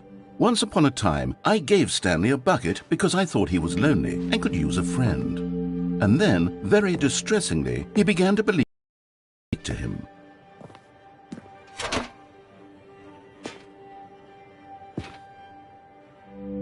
The Stanley Parable Reassurance Bucket was merely meant to provide the comforting glow of companionship. It doesn't literally talk and give you orders. Whatever Stanley is hearing the bucket say to him is just in his head.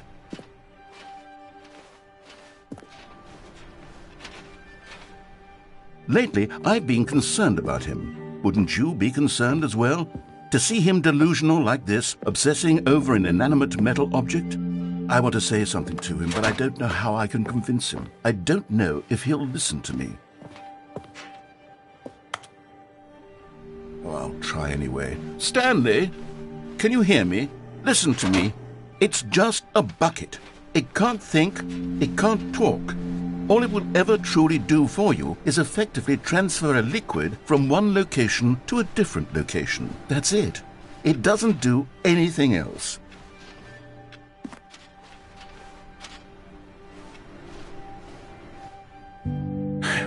You see, he's not listening.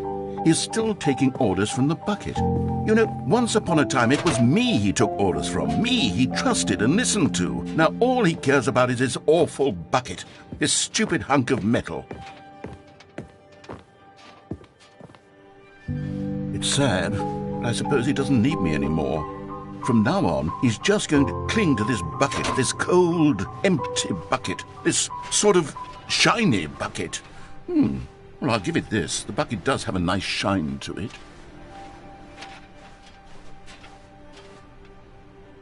Yes, I suppose on closer inspection that it doesn't quite look like your average hardware store bucket. It's just a little more, what am I trying to say? Sturdier, more capable of transporting liquid. Like it would be better at moving an amount of water from one room to another.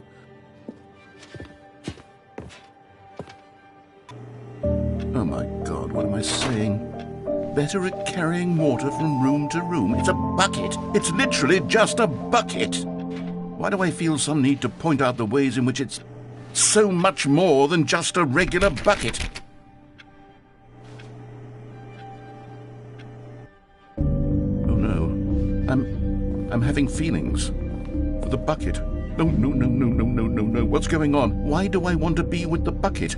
Hear what the bucket has to say. Do anything it asks. What's wrong with me? I don't understand. Perhaps if I had the bucket, this would be less confusing. Yes, the bucket could tell me what to do in this troublesome situation. Stanley, give me the bucket. Give it to me. Give me the bucket, Stanley. I need it.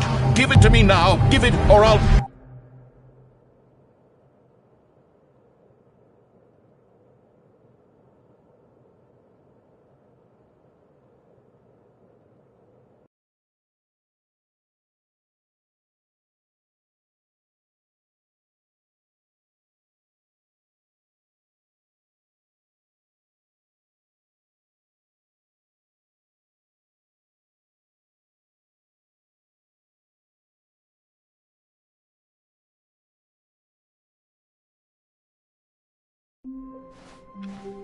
Even now, Stanley's office was a distant memory.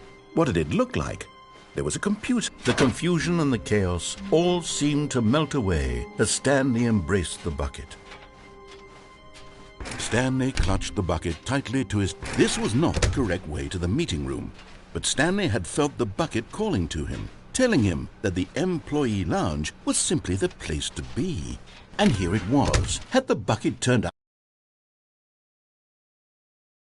Stanley thought to him, no, never mind. The bucket was wrong. Stanley took the door on his left to go back to the meeting room. No, Said the bucket. don't go to the meeting room. Go somewhere else. The cargo lift, yes. Go. Good, said the bucket.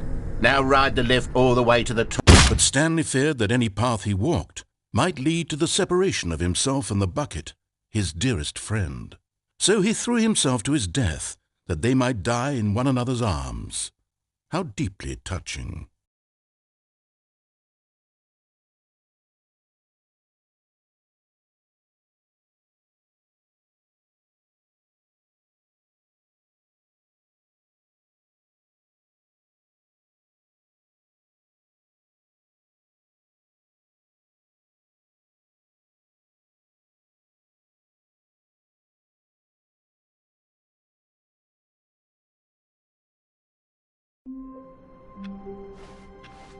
I can't wait to tell this story to my co-workers, Stanley thought. How amusing they'll find it.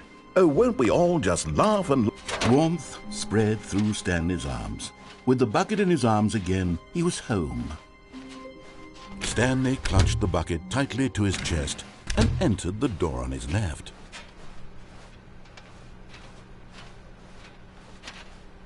Still no one was here. Stanley needed the bucket's warmth and comfort now more than ever. Perhaps his boss's office was where he'd find answers.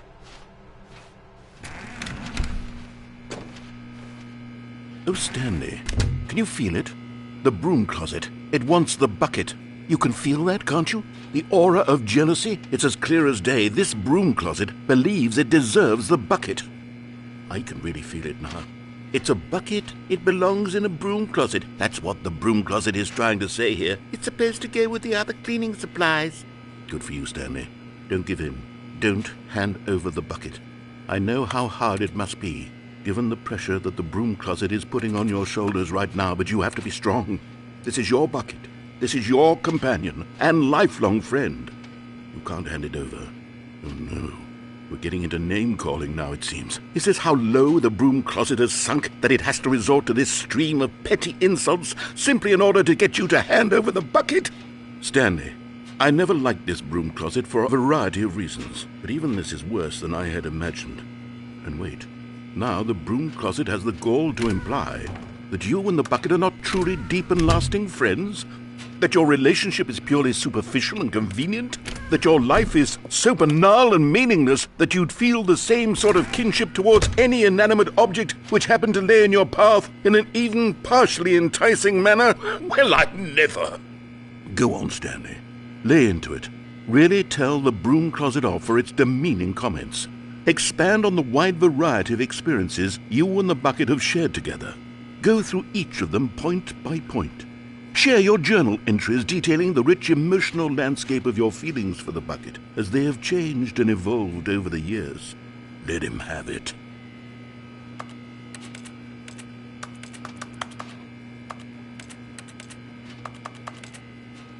Okay, I've got you something which I think will help settle this debate once and for all. Here we go. There. Now it's settled. No more debate, no more discussion. Take a hike, broom closet, with all your meandering philosophical diatribes about the nature of cleaning supplies and their relationship to broom closets in the natural order of things.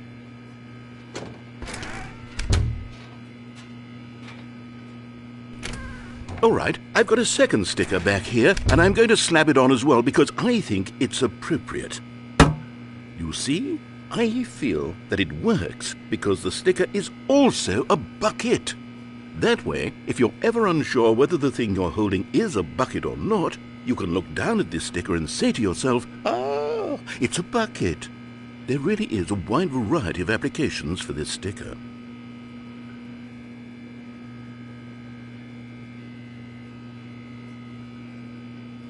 You know what?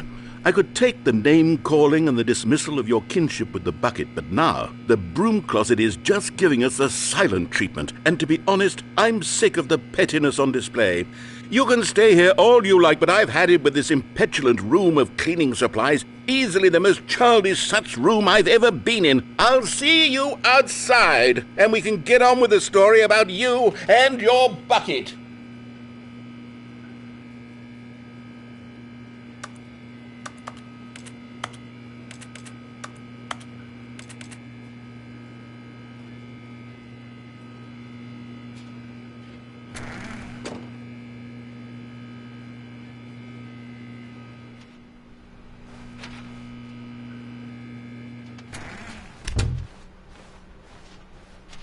Coming to a staircase, Stanley and the bucket walked upstairs to the boss's office.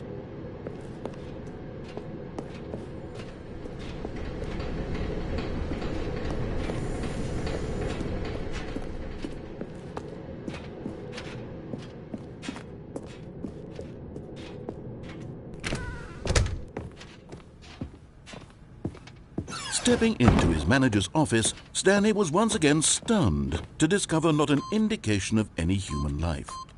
Crushed by the weight of this revelation, Stanley may have broken down into an emotional dumpster fire if not for the soothing presence of the bucket. Even now, in his darkest of hours, did the bucket's warmth and guiding light pierce the dark clouds of confusion and chaos. It would be with him always. The bucket would, and he knew it. The two of them were inseparable.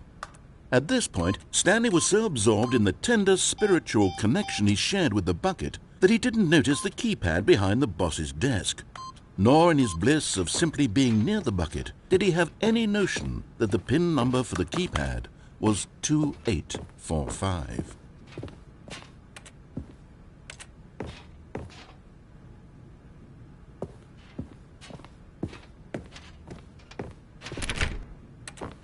Stanley just sat around twiddling his thumbs. Trying to input anything on the device was useless, since he could never possibly know that the combination was 2845.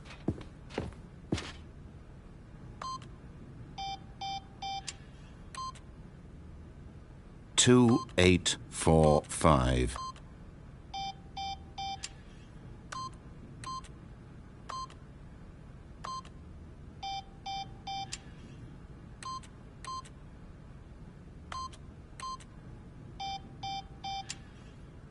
Forgot, but it turns out that the panel's emergency override kicked in, and the door just opened all by itself, and Stanley got the hell along with the story. Well, whoop-de-doo.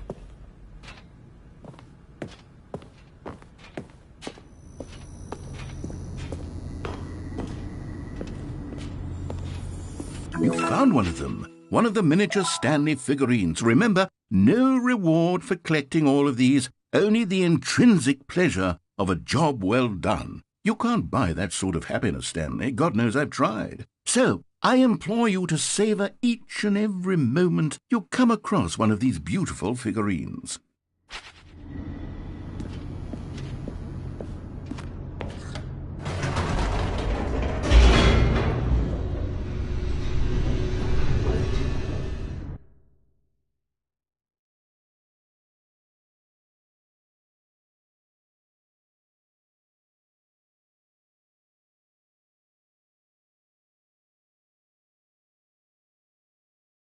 The elevator raced downward, plummeting towards an unknown fate. It would be all Stanley could do to keep himself together, if not for the bucket. Soothing him, comforting him, reassuring that in this darkest moment of uncertainty, he would be all right. The bucket is here for you, Stanley. Everything will be fine. Wait, Stanley said to the bucket. Can we go back up? When I was pressing those keypad buttons, there was something very intriguing about the number 3. I want to go back so I can try pressing the number 3 again. The bucket said nothing.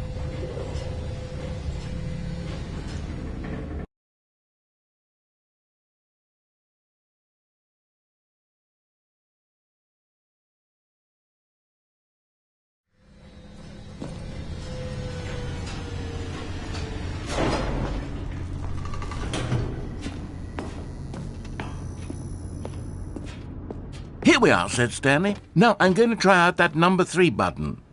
He took the bucket over to the keypad and began absolutely slamming on the number 3 over and over and over.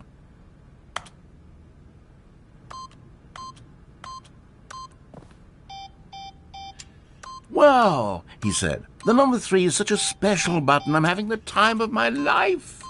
Stanley looked expectantly at the bucket, but the bucket remained silent. This was a shock to Stanley, who had always felt such a connection with the bucket. How was this not as exciting to the bucket as it was to him? Once Stanley had had enough of the number 3, he got back in the elevator.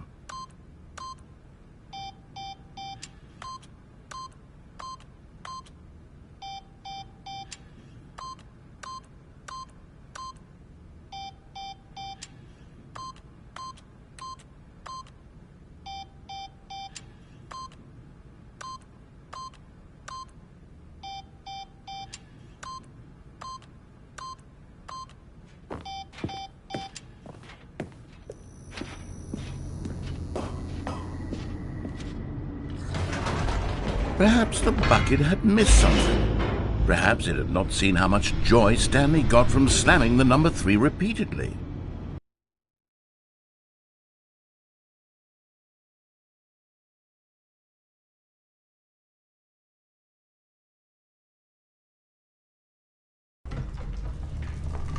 A hint of regret nagged in the back of Stanley's mind. Should he demonstrate the number 3 for the bucket again? No, said Stanley to the bucket. You can't go on yet. Not till you understand how much the number 3 means to me. You and I have been through so much together, and I just want you to see what I see. Feel the happiness I feel. He smiled at the bucket, and the bucket said nothing.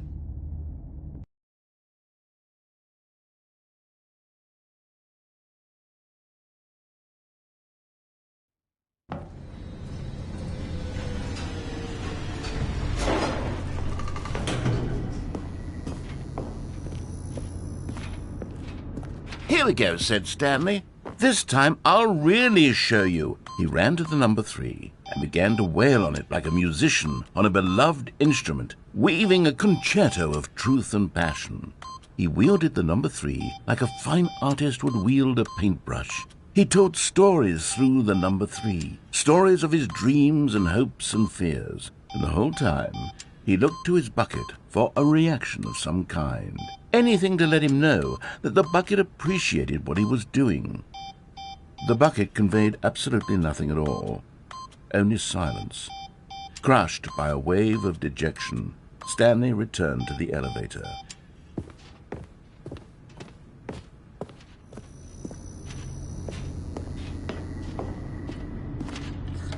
Stanley and the bucket were so close. They'd always been there for one another. Why suddenly could the bucket not connect with this passion of Stanley's?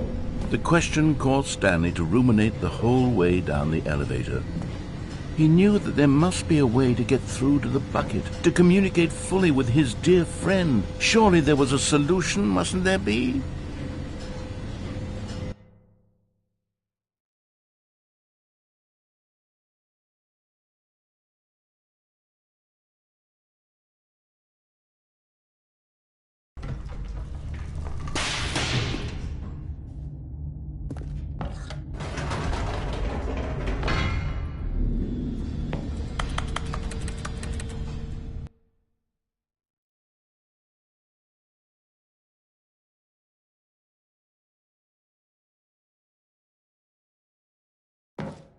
"Ha-ha," said Stanley. "I know what to do.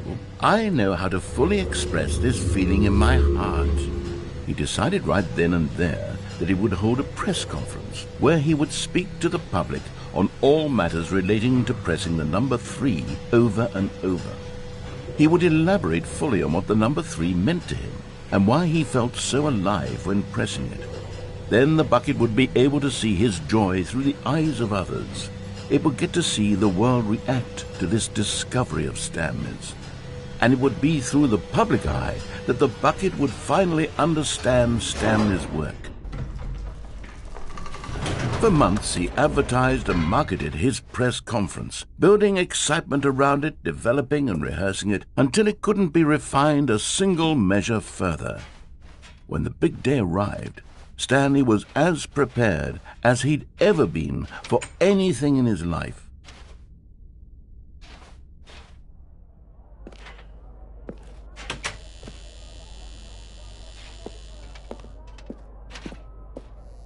This was it.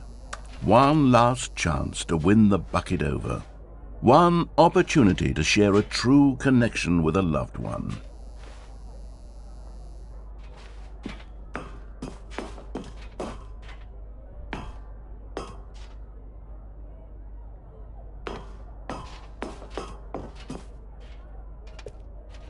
There was no one here. Nobody had come to the press conference to hear Stanley speak, to listen to him talk about what it really means to press the number 3 on a keypad over and over. He was unloved, uninteresting, he was a failure, and in that moment Stanley knew that the bucket would never again take him seriously. There would be no connection, no deeper understanding. The bucket merely sat there in his arms, indifferent. And so it began that slowly, over many years, the two of them grew more and more distant. They spoke less and less, neither wishing to state the obvious, that any sense of real respect between them had eroded since that day at the press conference. There would be no more games, no more long conversations about passion and pursuit, only a silence that consumed the space between friends. And Stanley, having for once in his life discovered the warmth and comfort of true companionship, was cast back into the unremarkable normalcy of loneliness.